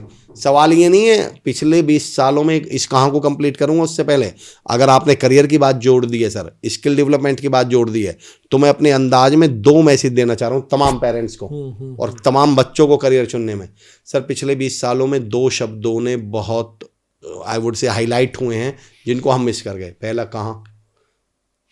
आज से 20 साल पहले आप बोलते थे MBBS कर रहा है बच्चा, और MBBS अब बोल दो भी MBBS कर रहा है, पहला सवाल बताइए क्या पूछेगा वो, कहाँ से कर रहा है। अब MBBS महत्वपूर्ण नहीं है, अब कहाँ महत्वपूर्ण, कहाँ पर है। MBA महत्वपूर्ण नहीं है, अब कहाँ महत्वपूर्ण है। अब ये जो कहाँ से है हम ये मिस कर गए। और दूसरा एक और कमाल का शब्द यूज करता हूँ सर, फिर मैं आऊँगा कहाँ वाले पॉइंट पे। एक और कमाल का, पिछले 20-25 सालों में एक चीज़ और भी उभर के आई सर। आज से 15 साल पहले, 20 साल पहले आपका दोस्त कोई बोल दे या आप बोल दे मैंने मोबाइल लिया है, कभी किसी ने पलट के पूछा कौन सा? मोबाइल। अब आप बोल दो मोबाइल लिया, पहला सवाल क्या है? कौन सा? आज से 20 साल पहले कोई बोल दे मैंने गाड़ी ली है, कोई पूछेगा कौन सी? है भाई गाड़ी। अब पहला सवाल क्या पूछेगा? कौन सी ली है? हम दो चीजें छोड़ रहे हैं आज। हाँ। एक कहाँ से और एक कौन सा। अब ये मत बताइए डिग्री करी है, ये बताइए कौन सी। अब ये मत बताइए मेरे अंदर स्किल्स हैं, ये बताइए कौन सी। अगर आप पेरेंट्स, देखिए पेरेंट्स बच्चे को सर जावा नहीं सिखा सकता। पेरेंट को ये समझना पड़ेगा कि हो सकता है मैं बच्चे को एआई नहीं सिखा पाऊं, आर्टिफिशियल इंटेलिजेंस ना सिखा पाऊं, बिल्कुल हो सकता है सर, पर बच्चे को आम इंटेलिजेंस तो सिखा सकता हूं। मैं वो इंटेलिजेंस तो सिखा सकता हूं जिसके लिए डिग्री की कोर्स की जरूरत नहीं पड़ती। राइट। प्यार से बच्चा बोल ले, कम्युनिकेट प्रॉपर कर ले बच्चों से, थोड़ा सा कॉन्फिडेंस बिल्ड हो जाए। अब मेहमान आए हैं, आप ही उठा के चाय दे रहे हो। देखिए सर, हमने वो सेट ऑफ स्किल्स वाली बात की थी। आप पहले बच्चों में जो हमने सर, जो अब हम MBA में सीखते हैं ना, पहले वो बच्चा गांव के भंडारे में सीख जाता था। पहले वो बहन की शादी में सीख जाता था कि सिलेंडर कहाँ से आना है, मिठाई कहाँ से आएगी, मावा कहाँ से आएगा, सब्जी कम पड़ गई तो क्या होगा, रायता हो जाए तो 2 बाल्टी पानी डाल देना है। प्रैक्टिकल, वो तो उसने सेट ऑफ स्किल वहां डेवलप। अब उसी काम के लिए MBA करवा रहे हैं हम। और मैं पेरेंट्स से कहना चाहता हूँ सर कि MBA की एक परिभाषा देता हूँ सर पेरेंट्स के लिए। ये सारी चीज़ें अब आपको डेवलप करनी है अपने बच्चों के अंदर। और क्यों डेवलप करनी है उसका कारण बता दूं सर। दुनिया भर की MBA अपनी जगह, अब जो मैं परिभाषा दे रहा हूँ MBA की सर परीक्षित सर, ओके मैं हर पेरेंट से बोलता हूँ कि MBA की डिफिनेशन मेरी नज़र में है MBA, माँ बाप की एकेडमी। और जिस बच्चे ने माँ बाप की एकेडमी से कुछ नहीं सीखा, वो धरती की कितनी MBA करवा लीजिएगा। मैंने कहा था ना, आगे रुख पे छोड़ दे। मैं एक लाइन कहता हूँ सर हमेशा कि सारी जिंदगी बच्चे को एक डिसीजन नहीं लेने दिया, जरा सा उसको बच्चे को रिस्क नहीं लेने दिया कि तू छोटा है तो छोटा। हाँ, सब्जी लेने गए हैं तो भी बच्चे को टमाटर भी नहीं उठाने दे रहे अपनी पसंद के। क्यों? अरे सर इसने गलत चुन लिए तो। मैंने कहा कल को ये करियर गलत चुन लेगा तब क्या होगा? भाई इसने 4 टमाटर गलत छांट लिए तो क्या इंडियन इकोनॉमी गिर जाएगी?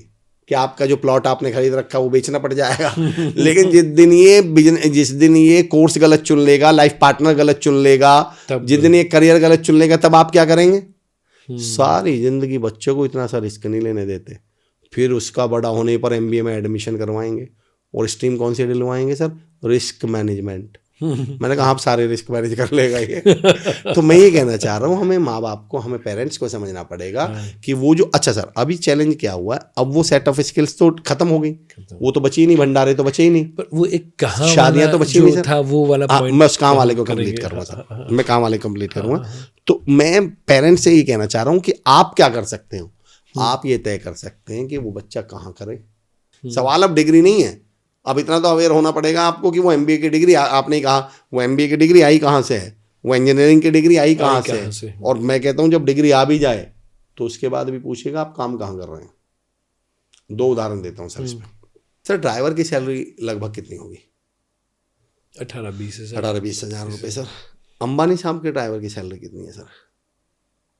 आई थिंक कई गुना ज़्यादा, 3 लाख समथिंग, 2.5-3 लाख बताते हैं सर। मेरा बस एक सवाल है परीक्षित सर, अंबानी साहब के ड्राइवर की सैलरी 3 लाख क्यों है? उसका रीज़न बताता हूँ जो मैंने बहुत रिसर्च करके पता किया।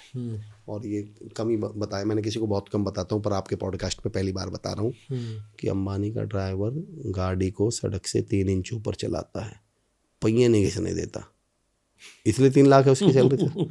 अच्छा ऐसा नहीं है सर, तो बिना पेट्रोल के चलाता होगा, फूंक मार के फूं करके। सर उसकी सैलरी बस इसलिए है क्योंकि वो अंबानी का ड्राइवर है। तो मैं कहता हूँ मुद्दा ये नहीं आप ड्राइवर हैं, मुद्दा ये कहाँ है। अगर आप ड्राइवर भी हैं तो पता कीजिए कहाँ, किस इंडस्ट्री में काम कर रहे हो, कहाँ काम कर रहे हो। हमारे गांव में सर जिस दिन हमने करियर को इस कहाँ से कनेक्ट करना शुरू कर दिया, हमारे गांव में एक नल थी सर, तो सब बोलते थे नल में पानी है, नल में। और ये मैं छोटों के लिए भी बोल रहा हूँ, पेरेंट्स के लिए भी बोल रहा हूँ, इवन पेरेंट्स कहीं जॉब करते हैं उनके लिए भी बोलता हूँ, बिजनेस करते हैं उनके लिए भी बोल रहा हूँ। गाँव में सर नल थी हमारे, तो सब बोलते थे नल में पानी है, नल में पानी है, नल में पानी है। सर एक दिन हमने वो नल उखाड़ के रेगिस्तान में गाड़ दी, आज तक तो एक बूंद पानी आया नहीं है। उस दिन पता चला पानी नल में नहीं था, पानी जमीन में था। जमीन में था। तो मैं ये कहता हूँ आप छोटी नल हो या बड़ी नल हो, सवाल है पानी तो जमीन से ही निकालोगे। आपने खुद को प्लेस कहाँ किया हुआ है। इवन डिग्री कंप्लीट हो गई है तो आप किस इंडस्ट्री को चुन रहे हैं। मैं तो ये भी कहता हूँ कहाँ काम कर रहे हैं। एक्चुअली दम तो जमीन में है ना सर। है तो चुटकुला पर सुना देता हूँ सर। मैंने चुटकुलों से जिंदगी में बहुत कुछ सीखा है। चुटकुलों पे मैं 2-3 पॉडकास्ट में बोल चुका हूँ, तो पर यहाँ भी एक महत्व बता दूँ। चुटकुलों की बात चल रही है तब हमने चुटकुलों को बड़ा हल्के में ले लिया सर। ले लिया। हाँ। परीक्षित सर, कोई ऐसा जान पहचान वाला कोई परिचित कोई मित्र देखा है जो कविता लिख लेता हो? होगा। कोई गीत लिख लेता हो जान पहचान में, कहीं दूर की जान पहचान कहीं न कहीं पे। हाँ। लिख लेता हो, स्टोरी लिख लेता हो। सर आपको 20 साल का समय दे रहा हूँ, अब कोई व्यक्ति ढूंढ के बताओ आपकी जान पहचान में जो चुटकुले लिख लेता हो। आई थिंक नहीं, बहुत डिफिकल्ट। दुनिया का सबसे फर्टाइल ब्रेन चुटकुले लिख सकता है सर। मैं चैलेंज के साथ कहता हूँ, आप व्यक्ति नहीं ढूंढ पाएंगे जो चुटकुले लिख लेता हो। दुनिया के जितने भी स्टैंड अप कॉमेडियंस हैं सर, इनके कभी इंटरव्यू सुनना। जाकिर खान को आप स्टैंड अप कॉमेडियन समझ रहे हैं? फिलोसोफर है सर। फिलोसोफर है, राइट। आप महमूद साहब को कॉमेडियन समझ रहे हैं? फिलोसोफर हैं। ये दुनिया के सबसे बड़ा फिलोसोफर में नाम चार्ली चैपलिन का है सर। Charlie Chaplin. जितने भी कॉमेडियन और जितने सटायरिस्ट हैं सर, मार्क ट्वाइन आप जितनों को भी जानते होंगे। नीरज बुधवार साहब भारत के वन ऑफ द, मतलब आई वुड से कि उन नामों में हैं जिनको मैं बड़ा एडमायर करता हूँ। सटायर लिखते हैं वो। मैं कहता हूँ कभी सटायर पढ़ लीजिए उनका। मैं कहता हूँ आधा दर्शन शास्त्र है, मैं उनसे बड़ा दार्शनिक नहीं मानता। मैं खुश रहने के ऊपर बता देता हूँ अब चलती बात पे, इसको आप कहीं कनेक्ट कर लीजिएगा। मैं कहता हूँ सर दुनिया में सबसे बड़ा दर्शन शास्त्र चुटकुलों में है। मुझसे कॉर्पोरेट में जाते हैं, स्ट्रेस मैनेजमेंट पे, हैप्पीनेस पे एक सवाल पूछा जाता है, सर आप खुश कैसे रह लेते हैं? तो मैंने परीक्षित सर इस पर एक सूत्र, मैंने 13 साल पहले एक चुटकुला सुना था। एक साहब अपनी वाइफ के साथ कहीं जा रहे होते हैं, अंधेरे का समय है, 5-7 गुंडे बदमाश मिल जाते हैं, उनकी कनपटे पे पिस्टल रखते हैं, गोला बनाते हैं, गोला खींचते हैं और उस आदमी को गोले में खड़ा कर देते हैं और बोलते हैं अगर तू इस गोले से बाहर आए तो गोली मार देंगे, जान से मार देंगे। और उसकी वाइफ से सर मोबाइल छीन लेते हैं, पैसे छीन लेते हैं, जेवर छीन लेते हैं, छीन के भाग जाते हैं। वहाँ भीड़ इकट्ठा हो जाती है। अब वो लड़का हंसे ही हंसे, वो आदमी हंसे ही हंसे। लोगों को लगता है इसको सदमा लग गया, दुख हो गया, पता नहीं यार इतना नुकसान हो गया, ये मतलब इसको हुआ क्या है। बोलते हैं यार तू, तेरी वाइफ से मोबाइल ले गए, पैसे ले गए, जेवर ले गए, तू हंसे जा रहा है, ऐसा क्यों? बोला एक बात बताऊं, जब वो मेरी वाइफ से मोबाइल और पैसे छीन रहे थे ना, मैं 2 बार गोले से बाहर आया था। तो जिस दिन परीक्षित सर इस चुटकुले के बाद मैंने पता जिंदगी में एक नियम बनाया, जब आपका सब कुछ लुट रहा हो, अगर उस समय भी आप गोले से बाहर आने के मजे ले सकते हैं, आप इस बात के लिए खुश हो सकते हैं कि बाबा अपन तो गोले से बाहर आए थे। तो आप जिंदगी में खुश रह पाएंगे। वरना आप ये सोचते हो कि कभी लुटे ना, आज ये लूटेगा, कल वो लूटेगा, कल कोई और लूटेंगे तो सही। मैं तो मैसेज ये देना चाह रहा था कि अगर हमने चुटकुलों से ही सीखना शुरू कर दिया तो आप जिंदगी में देखिएगा सारी इंपॉर्टेंस है, सारा खेल है कि चुटकुलों का। अब अगर बच्चे भी इसको सुन रहे होंगे सर, पेरेंट्स भी सुन रहे होंगे, मैं इस खुशी और इस वाले पॉइंट पे एक उदाहरण दे देता हूँ आपको। कभी जिंदगी में ऐसा लगे, मैंने भी एक वर्ड यूज किया सर, ये मेरा डिसीजन है और ये एक प्रोसेस है, ये एक जर्नी है, इट विल टेक टाइम, इसमें समय लगेगा सर। इसके लिए कोई कोर्स थोड़ी करना खुश रहने के लिए कि सर मैं ग्रेजुएट थोड़ी हूँ, मैं कैसे खुश हो सकता हूँ। इसमें तो आप खामा भी खुश हो सकते हैं। मैं एक वर्ड बार बार यूज करूँगा सर, खामा खा। अगर आप खामा खा खुश रह सकते हैं तो खुश रहने का सोचिएगा, उम्मीद करिएगा कभी जीवन में खुश रहेंगे। अगर आपने कंडीशंस लगा रखे, उसे सफलता के लिए रखिए। आप पायदान देखिए, जो टारगेट सेट करने हैं, गोल सेट करते हैं, वो सक्सेस के करिए सर, हैप्पीनेस के नहीं। हैप्पी तो मैं इसमें भी हूँ कि मुझे आज दाल बाफले मिले, और हैप्पी मैं इसमें हूँ पराठे मिले, और हैप्पी इसमें भी चाय मिली केवल। भाई आज तो सुबह से चाय मिली है, बस मजा ही आ गया। तो पॉइंट ये है कि सर हैप्पीनेस का मैं इससे कनेक्शन ही नहीं कर रहा हूँ। राइट। ये मैं ये टॉपिक नहीं है, पर एक उदाहरण दे रहा हूँ सर। मैं जब कॉर्पोरेट्स को या चेंजेस पे काम करता हूँ, बदलाव पर, तो मैं एक उदाहरण देता हूँ सर कि हमारी ज़िंदगी में 2 तरह के बदलाव होते हैं, एक बियर्ड चेंज और एक शेविंग चेंज। मैंने इनको नाम दिया, टर्म क्या दिया सर, बियर्ड चेंज और शेविंग चेंज। उदाहरण देता हूँ प्रेक्षित सर, आप क्लीन शेव हैं और थोड़ी देर के लिए एज्यूम कर लेता हूँ कि मेरी दाढ़ी बड़ी हुई है, और कोई एक साहब आते हैं और वो हम दोनों से कहते हैं भाई मुझे आप में एक, चित्र सर आते हैं, कहते हैं भाई दोनों में आप में एक बदलाव चाहिए। हम दोनों सहमत हैं, एग्री है कि सर जो ऐसा आप बोलेंगे हम करने के लिए तैयार हैं, ठीक है सर। वो मुझसे बोलते हैं अमर जी आपकी दाढ़ी बड़ी है, दाढ़ी कटवा लो। इस चेंज को लाने में मुझे कितना टाइम लगेगा? 10 मिनट 10 मिनट। 10 मिनट। आप भी उनसे सहमत हैं, आप भी उनकी बात मानने के लिए तैयार हैं, वो आपसे कहते हैं परीक्षित सर अपनी दाढ़ी बढ़ा लो, और आप मानने के लिए तैयार हैं, कितना टाइम लगेगा? आई थिंक ऑलमोस्ट महीना लगेगा। मैं कहता हूँ सर 2 तरह के चेंज होते हैं, एक जो डिसीजन के अगले 1 सेकंड में आ जाएंगे, और दूसरे जिनमें टाइम लगेगा। सफलता बियर्ड चेंज है, खुशी शेविंग चेंज है। इसमें क्यों घंटों लगा रहे हो, इसमें क्यों महीनों लगा रहे हो? ये तो डिसीजन है भाई, मैं खुश रहूंगा, चेहरे पे स्माइल रखूंगा, लोगों से मुस्कुराते हुए मिलूंगा, लोगों के साथ जब मिलूंगा तो लोग याद रखेंगे यार कोई मिला था। बराबर। पर हमारे दिमाग में क्या, खैर वो ट्रैपिंग वाला टॉपिक चला जाएगा लंबा, शॉर्ट में बता देता हूँ। हमारे साथ चैलेंज क्या हो गया सर, हमें तो मिलने से पहले ही समझा दिया गया ना। बशीर बद्र साहब, निदा फाजली साहब, जिनको मैं बहुत मानता हूँ, उनमें से किसी एक साहब का शेर है कि कोई हाथ भी ना मिलाएगा गर गले मिलोगे तपाक से, ये नए मिजाज का शहर है जरा फासलों से मिला करो। उन्होंने तो ये बताया ना कि आप अचानक ऐसे खुल के मिलोगे तो लोग आपकी रिस्पेक्ट नहीं करेंगे। इज्जत थोड़ा सा क्या रखो, हल्की सी एरोगेंस रखो, थोड़ा गैप रखा करो, थोड़ा। इसमें एक बहुत महान शख्सियत है सर, आदरणीय अमर चौधरी साहब, उन्होंने एक लाइन कही है, उनकी भी लाइन सुना देता हूँ जो यस साहब ने कहा है कि कोई हाथ भी ना मिलाएगा, वो सैल्यूट है, वो तो उनको तो उनका तो कोई, हम तो पैर की पासंग नहीं सर उनके, मैं तो एक अलग चीज़ कह रहा हूँ। कोई हाथ भी ना मिलाएगा अगर गले मिलोगे तपाक से, ये नए मिजाज का शहर है जरा फासलों से मिला करो। मेरा ये मानना है सर कि हम वो चिंगारी हैं जो पैदा हुए हैं राख से, आसमान पर पहुंचे हैं यारो उठकर खाक से, तुम हाथ मिलाओ या ना मिलाओ तुम्हारी मर्जी, भाई हम तो अमर चौधरी हैं, गले मिलेंगे तपाक से। हम तो परीक्षित सर जिससे पहली बार भी मिलेंगे ना गले ही मिलेंगे सीधा, अब उसकी मर्जी, वो तय करे मिलना है नहीं मिलना है। इतने हल्के थोड़ी हैं कि वो मतलब हम गले तपाक से मिल लिए तो हमें फालतू ही समझने बैठ जाएगा। मतलब एक गले तपाक से मिलने से बाकी हमारी मेहनत बेकार ही गई। तो ये जो चीज़ें हैं खामा खा के हैप्पीनेस पे जब हम बात करें, हमारे दिमाग में कुछ चीज़ें, भाई ऐसी पर्सनैलिटी तो हो सर, मैंने कहा ना वो खुशी वाली, या मैंने जो कहा शेविंग से चेहरे पे स्माइल हो, ऊर्जा हो, एनर्जी हो, मिलिए लोग शाम को याद करें यार। वो मैं आपके लिए एक 4 लाइन अर्ज कर देता हूँ सर, आपकी जो पर्सनैलिटी है उसके लिए समर्पित, कि ये किसने मुझको चेहरा आपका देखता हूँ मैं सर हमेशा स्माइलिंग, चाहे दोपहर के 2 बज रहे हो, रात के 2 बज रहे हो, आप हमेशा पॉडकास्ट जब देखो, वीडियो देखो, आपसे लाइव मिलो, चेहरे पे हमेशा रौनक है, मुस्कुराहट है, एनर्जी है सर। कि आप जैसे लोगों से जब कोई मिलता है तो वो बाद में सोचता है कि ये कौन था जिसने मुझे सारा दिन महकाया था, ये कौन था जिसने मुझे सारा दिन महकाया था, अब याद आया तुमसे हाथ मिलाया था।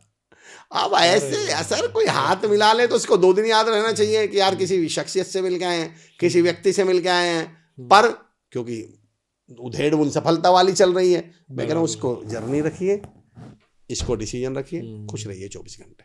वंडरफुल। और मुझे लगता है पेरेंटिंग के अंदर भी जब वो बदलाव लाना चाहते हैं तो कुछ शेविंग वाले बदलाव होंगे, हाँ, कुछ बियर्ड वाले होंगे। बिल्कुल आपसे क्या अपने बच्चों को सुनो हाँ। इसमें क्या जरूरत है सर डिग्री की? क्या 90, आपने एक बड़ा अच्छी बात कही, 90% पेरेंट्स का एक कहना होता है कि हम इतने पढ़े लिखे नहीं। आपसे पढ़ाई लिखाई वाले काम तो टीचर करेंगे ना, उसके लिए तो आप टीचर्स को स्कूल भेज रहे हैं ना बच्चे को, और फीस भर रहे हैं, उसके लिए तो काम कर रहे हो ना आप।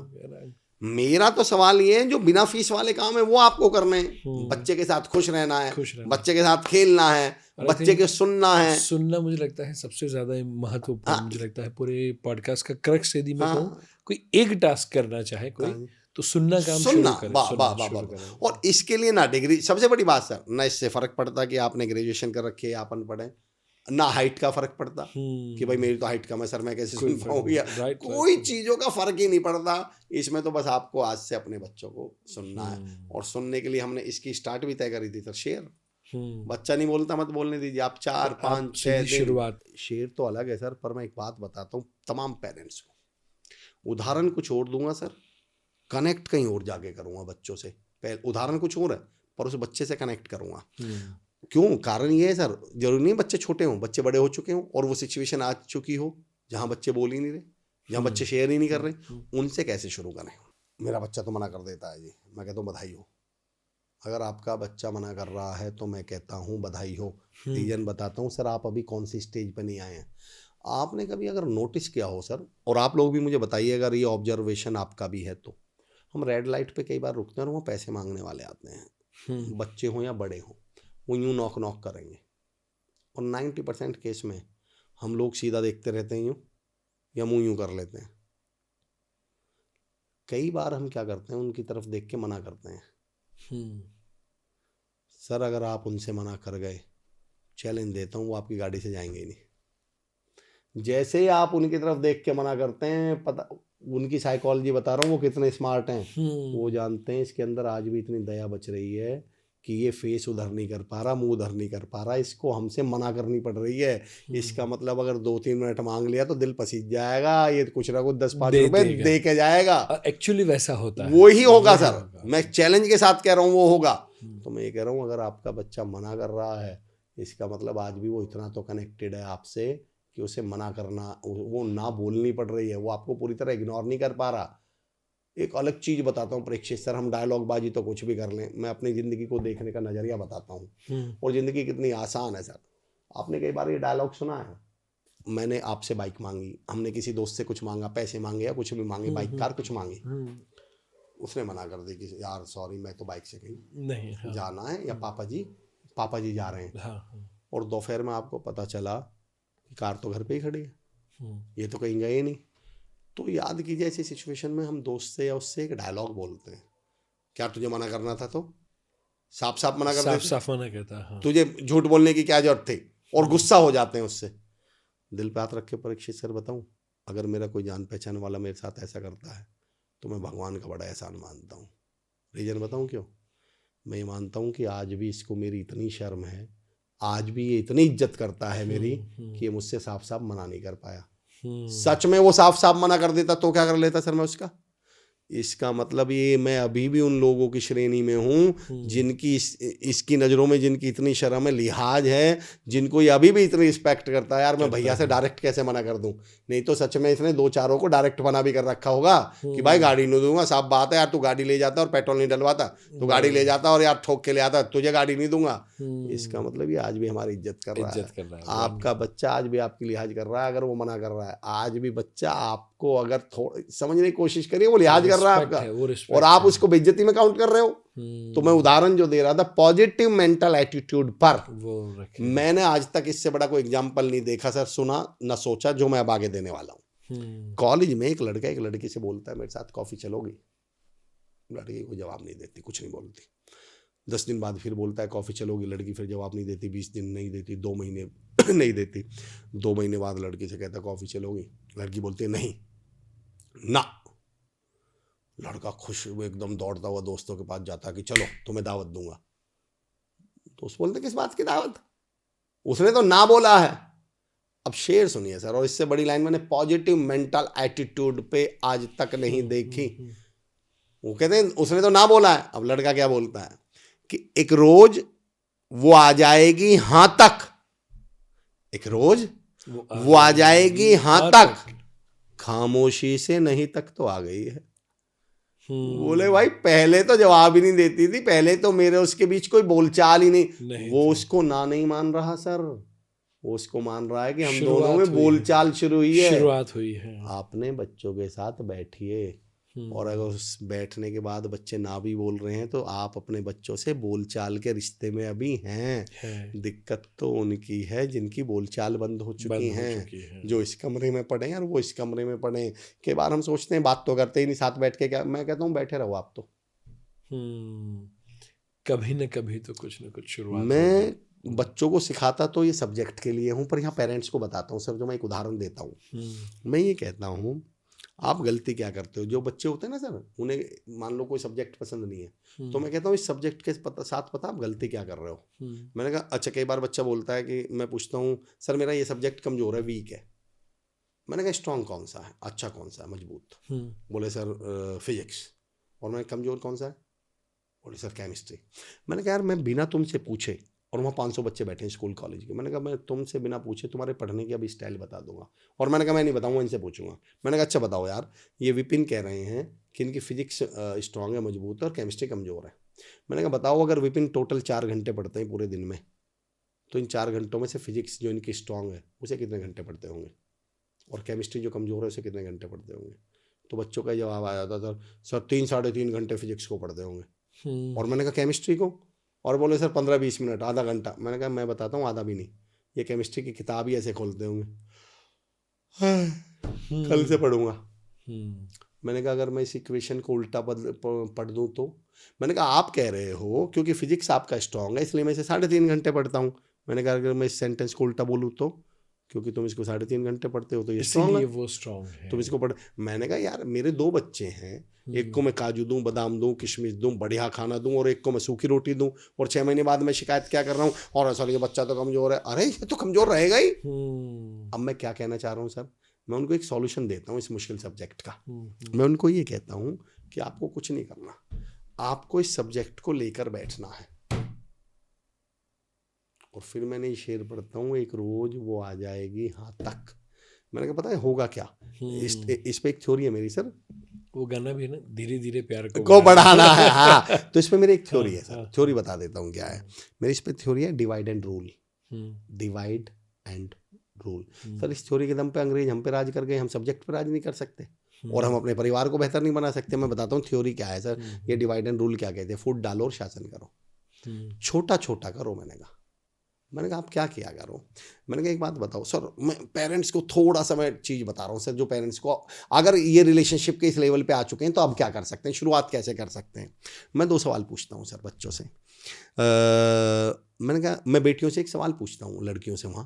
मैंने कहा अच्छा कभी मम्मी ने जब जिंदगी में पहली बार बर्तन मंजवाए थे, पहली बार, तो तुम्हें पूरा झाबा भर के दिया था? अब ऑब्जर्वेशन देखो सर और कनेक्ट करिए, पूरा झाबा भर के दिया था या 2 गिलास और 1 प्लेट सरका के बोला था कि ले बेटा जरा पानी में से निकाल देना? तो 9 बच्चियां तो गांव से या शहरों से जो भी हैं वो कहते हैं सर 2 प्लेट और 1 कटोरी दी थी। और मैंने कहा जब तुम लास्ट वाली कटोरी को मांझ रही थी, और ध्यान देना सर उन्होंने मांझना शब्द प्रयोग नहीं किया था, ये बोला था पानी में से निकाल। हमारी पहली पीढ़ी जो हमसे कम पढ़ी लिखी और 90% अनपढ़ थे, उनका कम्युनिकेशन और ऑब्जर्वेशन देखो सर, वो बेटी से बोल रही है ले बेटा पानी में से निकाल देना, और जब बेटी लास्ट वाली कटोरी धो रही है तो पीछे से उन्होंने 2 गिलास 1 भगोना और ला के रखा था कि ले बेटी अब तो कर ही रही है, ये और कर दे। और जब वो लास्ट वाला गिलास धो रही थी तो एक डायलॉग और बोलता हूँ, और जितनी बच्चियां सुन रही हो वो कनेक्ट करिएगा, और जो माएँ भी हैं वो भी बताएं उनके साथ ऐसा हुआ या नहीं हुआ। फिर जब वो लास्ट गिलास धो रही थी तो मम्मी ने एक डायलॉग और बोला था, वो पीछे से 4 बर्तन उठा के बुलाई थी और बोली ले अब तो धो ही रही है, तो तेरे पापा जी के और पड़े थे इन्हें भी, और अब बेटी कैसे मना करते मैं पापा जी के। मम्मी ने 4-4 बर्तन करके सारे बर्तन धुलवा लिए सर। मैं लड़कों से एक सवाल पूछता हूँ कि भाई तुम अपने दोस्त को जब 50 किलोमीटर या 40 किलोमीटर ले जाना चाह रहे थे तो तुमने उसके घर जाके नीचे क्या कह के आवाज़ लगाई थी कि आजा 40 किलोमीटर चल रहे हैं? हम बोले नहीं सर मैंने क्या बुलाया था, बोले सर हम तो ये कह के बुलाते हैं आजा चौक तक चल रहे हैं, चौराहे तक। और मैंने कहा जैसे ही वो बाइक पे बैठता है और तुम 60 की स्पीड पे आते हो और क्या बोलते हो चल यार मेरठ चल रहे हैं, और दोस्त क्या बोलता है हाँ चल। पर मैंने कहा अगर तुमने वहीं बोल दिया होता कि मेरठ चल रहे हैं तो आता क्या? नहीं। तो मैंने कहा था अपने दिमाग से ही कहो मत कि इतनी बड़ी किताब पढ़नी है, किताब से कहो कि भैया इसके पास बैठना है। पहले तो कहो 10 मिनट सब्जेक्ट के पास बैठना है। जिस दिन 10 मिनट बैठने लगो फिर बोलो कि 4 पेज पढ़ने हैं। जब आपको 4 पेज समझ में देखिए सर काम कैसे होता है, ब्रेन काम कैसे करता है, इस पर एक थ्योरी देता हूँ सर, ये पढ़ाई के काम आएगी सुनने वाले बच्चों के और पेरेंट्स के भी। इस पर एक थ्योरी देता हूँ सर, मैं ये कहता हूँ कभी भी अपने सोते हुए दिमाग से रात को ये कहो ही मत कि तुझे जिम में एक्सरसाइज करनी है सुबह उठ के। सोते हुआ दिमाग कमजोर है, उसे टास्क दो केवल उठने का कि तुझे 5 बजे उठना है, वो कहेगा हाँ ये काम तो कर लूँगा। जब वो 5 बजे आँख खुल जाए तो उससे बोलो बस तुझे बिस्तर से उठना है। जब वो उठ जाए तो मुंह धो के उससे बोलो बस जिम जाना है। फिर जिम गए हुए दिमाग से बोलो कि एक्सरसाइज करनी है। तो मैं कहता हूँ 4 पेज पढ़े हुए दिमाग से बोलो कि 4 और पढ़ने हैं, 4 और पढ़ने हैं, 4 और पढ़ने हैं। शुरू में दिमाग से मत बोलो 40 पेज पढ़ने हैं, आप सारे पेज अब इस किताब की जगह बच्चे रख लीजिए। पहले दिन बच्चों से एक्सपेक्ट ही मत करो कि ये शेयर करेंगे बात करेंगे। पहला आपका टारगेट है बैठना है, एक टेबल पे बैठना है। अब बोलचाल की जब उस लेवल पे आ चुके हैं तो बता रहा हूँ सर, तो मैं इस पे एक एग्जांपल देता हूँ। मैंने कहा यार तुम 2 दोस्त हो और तुम्हारी बोलचाल पिछले 2 साल से बंद है, और मैंने आपको दोनों में एक ही गाड़ी में बैठा कर यहाँ से मैं अहमदाबाद भेज दूँ, एक ही गाड़ी में, सिंगल गाड़ी में, सेम गाड़ी में, तो आपकी बोलचाल होने की प्रोबेबिलिटी कितनी है? ढेर सारे 100%। लेकिन कब? जब आप सेम गाड़ी में लंबे बैठे और लंबे समय सर, तक। आप 15-20 मिनट क्या होगा, एक दूसरे से यूं मुंह फरके करके बैठ, अब गर्दन थकेगी, अब दोनों की मुसीदे होंगे, फिर आपकी अचानक कोनी लगेगी, और दोस्त तो हैं आप, बोलचाली तो बंद है, दोस्त हैं, जैसे ही कोनी लगेगी आप यार उधर कर, इसी बात पे पिछली बार झगड़ा हुआ था, वो क्या बोलेंगे, इसलिए तो तेरे से बात नहीं करता, अच्छा चल पानी पकड़ा, पकड़ पानी, अच्छा मम्मी आंटी कैसी है, धीरे धीरे। मैं ये कहता हूँ सर, लेकिन इसकी शुरुआत कहाँ से हुई है सर? सेम गाड़ी में बैठने से। मैं कहता हूँ सेम गाड़ी में बैठिए बस। Wonderful. बच्चा मोबाइल में भी लगा, अभी लगे रहने तो 2 दिन लगे रहने तो 3 दिन लगे रहने तो चौथे दिन कोई ऐसी बात निकालना जो बच्चे अच्छा पापा जी ऐसा अच्छा मम्मी, अब जैसे ही बच्चा अच्छा बोले हाँ बेटा, फिर बच्चों को स्टोरी सुनाइए, फिर बचपन की बात बताइए, फिर कोई उदाहरण दीजिए, फिर बताओ मेरे एक दोस्त ने एक बार मुझे बहुत पीटा, तब बच्चा कहेगा पापा जी परसों ना मेरे भी साथ क्लास में एक लड़का, उसने पापा जी बहुत बुरी कोनी मारी है मुझे, फिर बातचीत, वो शिकायत नहीं कर रहा, उसका तो दोस्त है वो, अब वो शेयरिंग कर रहा है। सर आज की डेट में अब इतने एफर्ट लगाने पड़ेंगे, अब इतना कष्ट तो वंडरफुल। आई थिंक मुझे लगता है आपको सुनते रहे पर समय है और उसके लिए अभी जस्ट पॉडकास्ट का ये जो एपिसोड है वो हम कंप्लीट कर रहे हैं, पर मुझे लगता है और ढेर सारी बातें और ढेर सारे प्रश्न हैं जो मुझे लगता है ऑडियंस भी जब पूछेगी कमेंट के अंदर, वो सारे प्रश्नों के साथ हम फिर से एक बार गुफ्तगू के लिए फिर से हम बैठेंगे। पर उससे पहले जस्ट लोग अमर चौधरी को अच्छे से जान पाए, उसके लिए अमर चौधरी सर, जब आप ट्रेनिंग नहीं कर रहे हैं तब आप फ्री टाइम में क्या करना पसंद करते हैं? थोड़ा सा रैपिड फायर। हाँ बिल्कुल सर। एक तो मुझे ना, मैं किताबें तो मैं कहूँगा नहीं कि मैंने बहुत किताबें पढ़ी हैं, एक तो मुझे अखबार पढ़ने का बहुत शौक है, वंडरफुल, न्यूज़पेपर और कुछ। और दूसरा मुझे शायरी का बहुत ज़बरदस्त वाला शौक है सर। मैंने सर शायरी से और गीतों से, पुराने गानों से जिंदगी के वो सबक सीखे हैं, मैं ही कहता हूँ सर, दुनिया भर का 10 घंटे का लेक्चर एक तरफ, और 500 पेज की किताब एक तरफ, और एक शेर एक तरफ। तो कोई शेर या कोई गाना जो आपके दिल के करीब हो? हाँ, मुझे शेर बहुत पसंद है सर। जब ऐसा लगता है कि अब क्या होगा, अब मुश्किल हालात हैं तो क्या होगा, 2 शेर सुनाता हूँ, मेरे पसंदीदा 2 बहुत शेर हैं। सूरज चांद सितारे। हाँ, मैं 2 बातें कहूँगा, ये उन लोगों के लिए जिनके साथ मैं रहता हूँ, जिनकी वजह से, जिनका मेरी ज़िंदगी में बहुत कंट्रीब्यूशन है। पहली 2 लाइन उनको समर्पित, और क्योंकि वो साथ हैं तो बाकी की 2 लाइनें उनको समर्पित, चुनौतियों को, मुश्किलों को, जिन्हों गलतफहमी है वो हमें रोक लेंगे। सूरज चांद सितारे मेरे साथ में रहे, जब तक तुम्हारे हाथ मेरे हाथ में रहे, और शाखों से टूट जाएं वो पत्ते नहीं हैं हम, आंधी से कोई कह दे कि औकात में रहे। तो मेरे को ऐसा लगता है कि सर अगर आपके लोग साथ हैं, आप साथ हैं, कुछ लोग साथ हैं, तो दुनिया की तमाम मुश्किलें आए, चुनौतियां आए, कोई फर्क ही नहीं पड़ता sir. Wonderful, one of my favourite शेर है। और कोई गाना है? शेर तो बहुत सारे हैं सर। शेर तो कोई गाना जो वैसे मेरा फेवरेट गाना तो हो रहा है सर, बस यही अपराध मैं हर बार करता हूँ, आदमी हूँ आदमी से प्यार करता हूँ, मनोज कुमार साहब का गाना है। मुझे ना ह्यूमैनिटी, मुझे उसका रीजन बताता हूँ सर। इसकी अगर आप समय देंगे तो मैं फिर 2 मिनट में इसको बात करता हूँ, एक अलग छोरी पे ले जाता हूँ सर। अच्छा सर, हम अभी फिलहाल रैपिड फायर पे। अच्छा, रैपिड फायर, ठीक है, ओके, डन है। तो ये गाना थोड़ा और गुनगुनाना चाहेंगे? बस यही अपराध मैं हर बार करता हूँ, आदमी हूँ आदमी से प्यार करता हूँ, मैं बसाना चाहता हूँ स्वर्ग धरती पर, बस यही अपराध मैं हर बार करता हूँ। वंडरफुल वंडरफुल जी। सो आपके हिसाब से धरती को यदि स्वर्ग बनाना है, जी, तो आपको क्या लगता है कि कौन सी एक सुपर पावर जो हर एक व्यक्ति के पास होनी चाहिए? अच्छा, अगर रैपिड फायर तो मैं तो कहूँगा खुश रहिए। आप तो सिर्फ इतना तय कर लीजिए कि आप खुश हैं, आप किसी को बदलने के चक्कर में मत पड़िए, आप खुद की जिम्मेदारी उठा लीजिए, आप खुश रहिए। और हाँ, अगर हो सके तो किसी का हौसला बनिए, डर मत बनिए।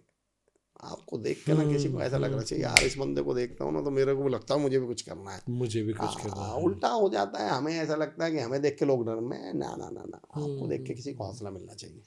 वंडरफुल।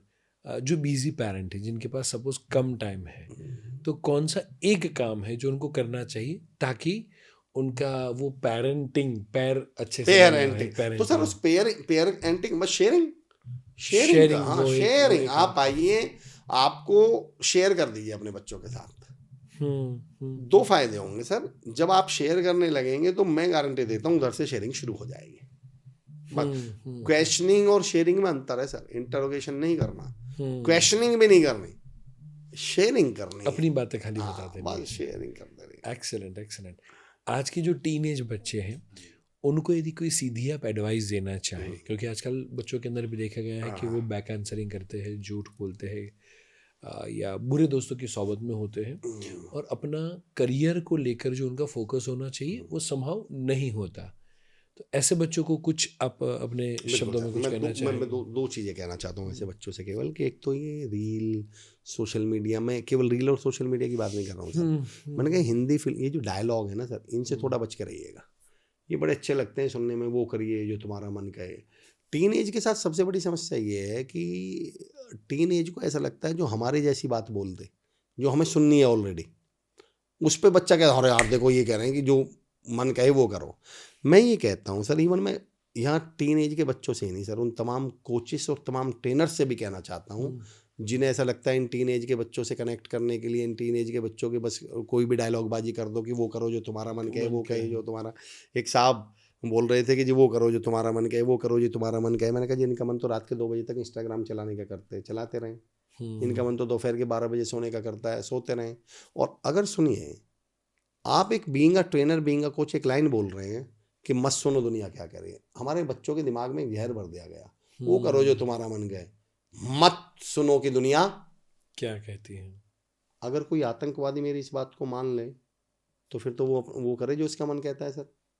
अगर वो एक रेपिस्ट मेरी बात को मान ले, अगर मैं एज अ कोच ये लाइन बोल रहा हूँ वो करो जो तुम्हारा मन कहे, मत सुनो दुनिया क्या कह रही, तो फिर तो सही कर रहा है वो, भाई उसका मन तो यही कह रहा है। तो मैं ये कहता हूँ कि हाँ एज अ कोच हमें भी कहना चाहिए और बच्चों को समझना है, वो करिए जो जरूरी है, आपका मन कहे या ना कहे। ये शाहरुख खान की फिल्म नहीं चल रही। मैं तो इवन यहाँ तक कहता हूँ परीक्षित सर कि किसके मन ने आज तक कोई ढंग की बात कही बताइए।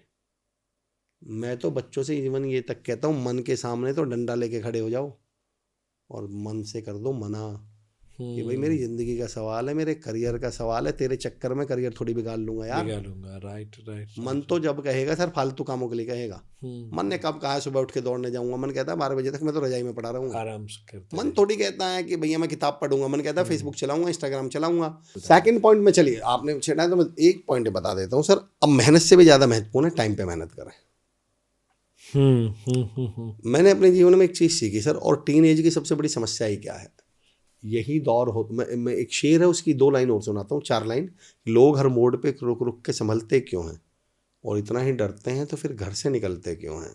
पर जो मुझे टीन एज को समझाना है वो ये है कि यही मोड़ होता है जिंदगी में संभलने के लिए, इसी मोड़ पर आकर लोग फिसलते क्यों हैं। एक्चुअली सर इस मोड की सबसे बड़ी टीन एज की समस्या ये है, या मैं रिस्पॉन्सिबिलिटी कहूँगा, यहीं करियर भी चुनना है, यहीं मन प्यार करने का भी करता है, यहीं आपको डिसीजंस भी लेते हैं, और यहीं मन बावला हो जाता है या डिसीजन लेने की ताकत ही नहीं बचती, क्योंकि मन कई तरह के इमोशंस आ रहे होते हैं ना। तो मैं यहाँ बच्चों से बस इतना कहना चाहता हूँ कि अगर आप इसे डिस्ट्रैक्शन से बच गए तो आप ये समझिए, तो मैं जो महत्व समझाना चाह रहा हूँ वो टाइमिंग का समझाना चाह रहा हूँ सर। आप उसके बाद कितनी भी बिफोर और आफ्टर दुनिया में बहुत, कई बार बच्चा बोलता है सर मैं बहुत मेहनत करता हूँ। मैंने कहा नहीं भाई, मुझे ये बताओ टाइम पे करी क्या। सारा खेल तो टाइमिंग का है। वक्त बर्बाद करने वालों को वक्त बर्बाद करके छोड़ेगा, और उसको हालात नहीं छोड़ेंगे, खुद को हालात पे जो छोड़ेगा। मैं तो चुनौती के साथ कहता हूँ सर बच्चों से, जब मैं सेशन लेता हूँ स्कूल्स में, मैंने कहा बेटा मैंने अपने जीवन में बच्चा नहीं देखा जो सुधरे ना, जिसको समझ में ना आए कि मैंने गलती कर दी। बस मुझे अफसोस इस बात का है कि आप तब समझोगे जब सब कुछ लुट चुका होगा। एक जंगल में एक सांप है, तो कहानी सर, एक जंगल में एक सांप रहा करता था। सुधरना तो पड़ेगा। मैं बस ये चाहता हूँ अपने बच्चों से, टीनेज बच्चों से, कि आप टाइम पे सुधर जाओ, टाइम पे बदल जाओ। जितनी जल्दी पहले मेहनत कर सारा लेंगे बाद में। एक जंगल में एक सांप रहा करता था। तो आपने देखा सांप ऐसे टेढ़ा चलता है, कुत्ते बिल्ली बंदर सब ने कहा कि भाई सीधा चला कर, बोले नहीं मेरी तो आदत है। अरे बोले तो बुरी आदत है। ऐसे बच्चे देखे होंगे ना, टीचर समझा रहे हैं, माँ बाप समझा रहे हैं, और मेरी तो लेट मत आया कर, क्लास में ध्यान दिया कर, पढ़ाई किया कर, और बोले नहीं सर मैं तो, मेरी तो आदत है, मेरी तो आदत है। मैं कहता हूँ बुरी आदत समझ में आ गई तो बदल लो ना, इसमें शेखी की कौन सी बात है कि आदत है तो बदलेंगे ही नहीं हम। तो सांप ऐसे टेढ़ा चलता था, बंदर कुत्ते बिल्ली सब ने कहा कि भाई सीधा चला कर, इसमें तो बहुत टाइम लगता है। बोले नहीं मेरी तो आदत है। अरे बोले तो बदल, ये तो बुरी आदत है। बोले नहीं मेरी तो आदत है। खैर एक बार सर जंगल में आग लग गई। जंगल में आग लगी तो सारे जानवर तो सीधे भगे, तो वो तो जल्दी निकल गए। सांप भाई साहब लहर के चल रहे थे, टाइम लग गया, वहीं जल के मर गया। 4 दिन बाद जंगल की आग शांत हुई, सारे जानवर वापस आए, तो अचानक बंदर की निगाह पड़ी उस सांप की राख पर, मर गया था। तो आपने एक चीज़ नोटिस की होगी कि भाई राख बनने के बाद तो वो सीधी हो जाएगी ना, अब टाइट तो रही नहीं वो। तो सांप उसकी राख पड़ी हुई थी बिल्कुल सीधी। बंदर एकदम देख के बोला, हैं अब सीधे होने का क्या फ़ायदा, सीधा होना तो तब होता। मैं ये कहता हूँ कि मैंने तो बच्चा ही नहीं देखा जो सीधा ना होता हो। ये गलतफहमी है सर, बराबर, ये गलतफहमी है। बाद में होना बस उससे अच्छा दिक्कत पहले इस हो बात जाओ। की है कि आप तब होंगे जब होने के पास आपके लिए कोई बचेगा नहीं कुछ। बहुत व्यवहारिक सांस वो देता हूँ सर। हिंदी फिल्मों में पहले एक सीन हुआ करता था, किसी को गोली लगी, अटैक आया, हॉस्पिटल लेकर भागे, अचानक डॉक्टर साहब बल्ब जलता था, बाहर निकलते थे और बोलते थे सॉरी हम इन्हें बचा नहीं पाए। और अगली लाइन क्या बोलते थे, अगर आप इन्हें टाइम से थोड़ी देर पहले टाइम से ले आते तो हम इन्हें। मेरा सवाल सर, अब मेरा एक सवाल है, उस आदमी को किसने मारा? अगर आपका जवाब है गोली ने, तो मेरा सवाल है फिर डॉक्टर साहब ये क्यों कह रहे हैं कि 5 मिनट पहले ले आते तो हम बचा लेते? गोली तो 5 मिनट पहले भी अंदर थी। उसे गोली ने नहीं मारा, उसे मारा है लेट होने में, वक्त गुजर जाने में। तो मैं कहता हूँ मेरे बच्चों की, अगर आप वक्त गुजरने के बाद काम कर भी गए, मेहनत कर भी गए, तो उसका कोई बहुत ज़्यादा फायदा निकलने वाला नहीं है। तो मेहनत तो करनी है। बस मेरा एक रिक्वेस्ट पहले है, कर लोगे तो वक्त पे कर लीजिए। कई बार बच्चों को लगता है सर हम मेहनत नहीं करेंगे, हम तो मजे लेंगे। मैं एक सवाल पूछता हूँ सर, दिन का अपोजिट होता है रात, सुबह का अपोजिट होती है शाम, गर्म का क्या होता है ठंडा, मेहनत का अपोजिट क्या होता है सर? लेजीनेस। बिल्कुल सही। कई बार जब हम पूछते हैं सर मेहनत का अपोजिट क्या है, तो लोग बोलते हैं सर मजे लेना, मस्ती करना, ये मेहनत का अपोजिट है। मैं कहता हूँ नहीं भाई, मेहनत का अपोजिट है दुर्गति।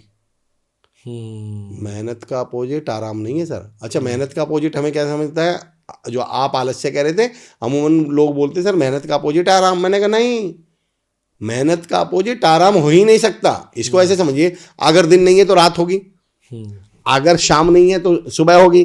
पर अगर मैंने मेहनत नहीं करी तो क्या आप ये कह रहे हैं कि मैं आराम कर लूंगा? दुर्गति होगी इसके बाद।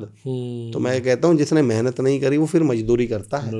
और मजदूरी शब्द की परिभाषा मेरी नज़र में है सर, मजे से दूरी। जिस मजे के चक्कर में आपने मेहनत नहीं करी थी ना, अब जिंदगी में आप मजा नहीं ले पाएंगे। अब सारी जिंदगी आप मजे से दूर हो जाएंगे। तो मैं ये बच्चों से बस इतना कहना चाहता हूँ, कर लीजिए मेहनत। Wonderful wonderful. और आई थिंक मुझे लगता है कि बहुत सारा लर्निंग हमारा रहा जी सर।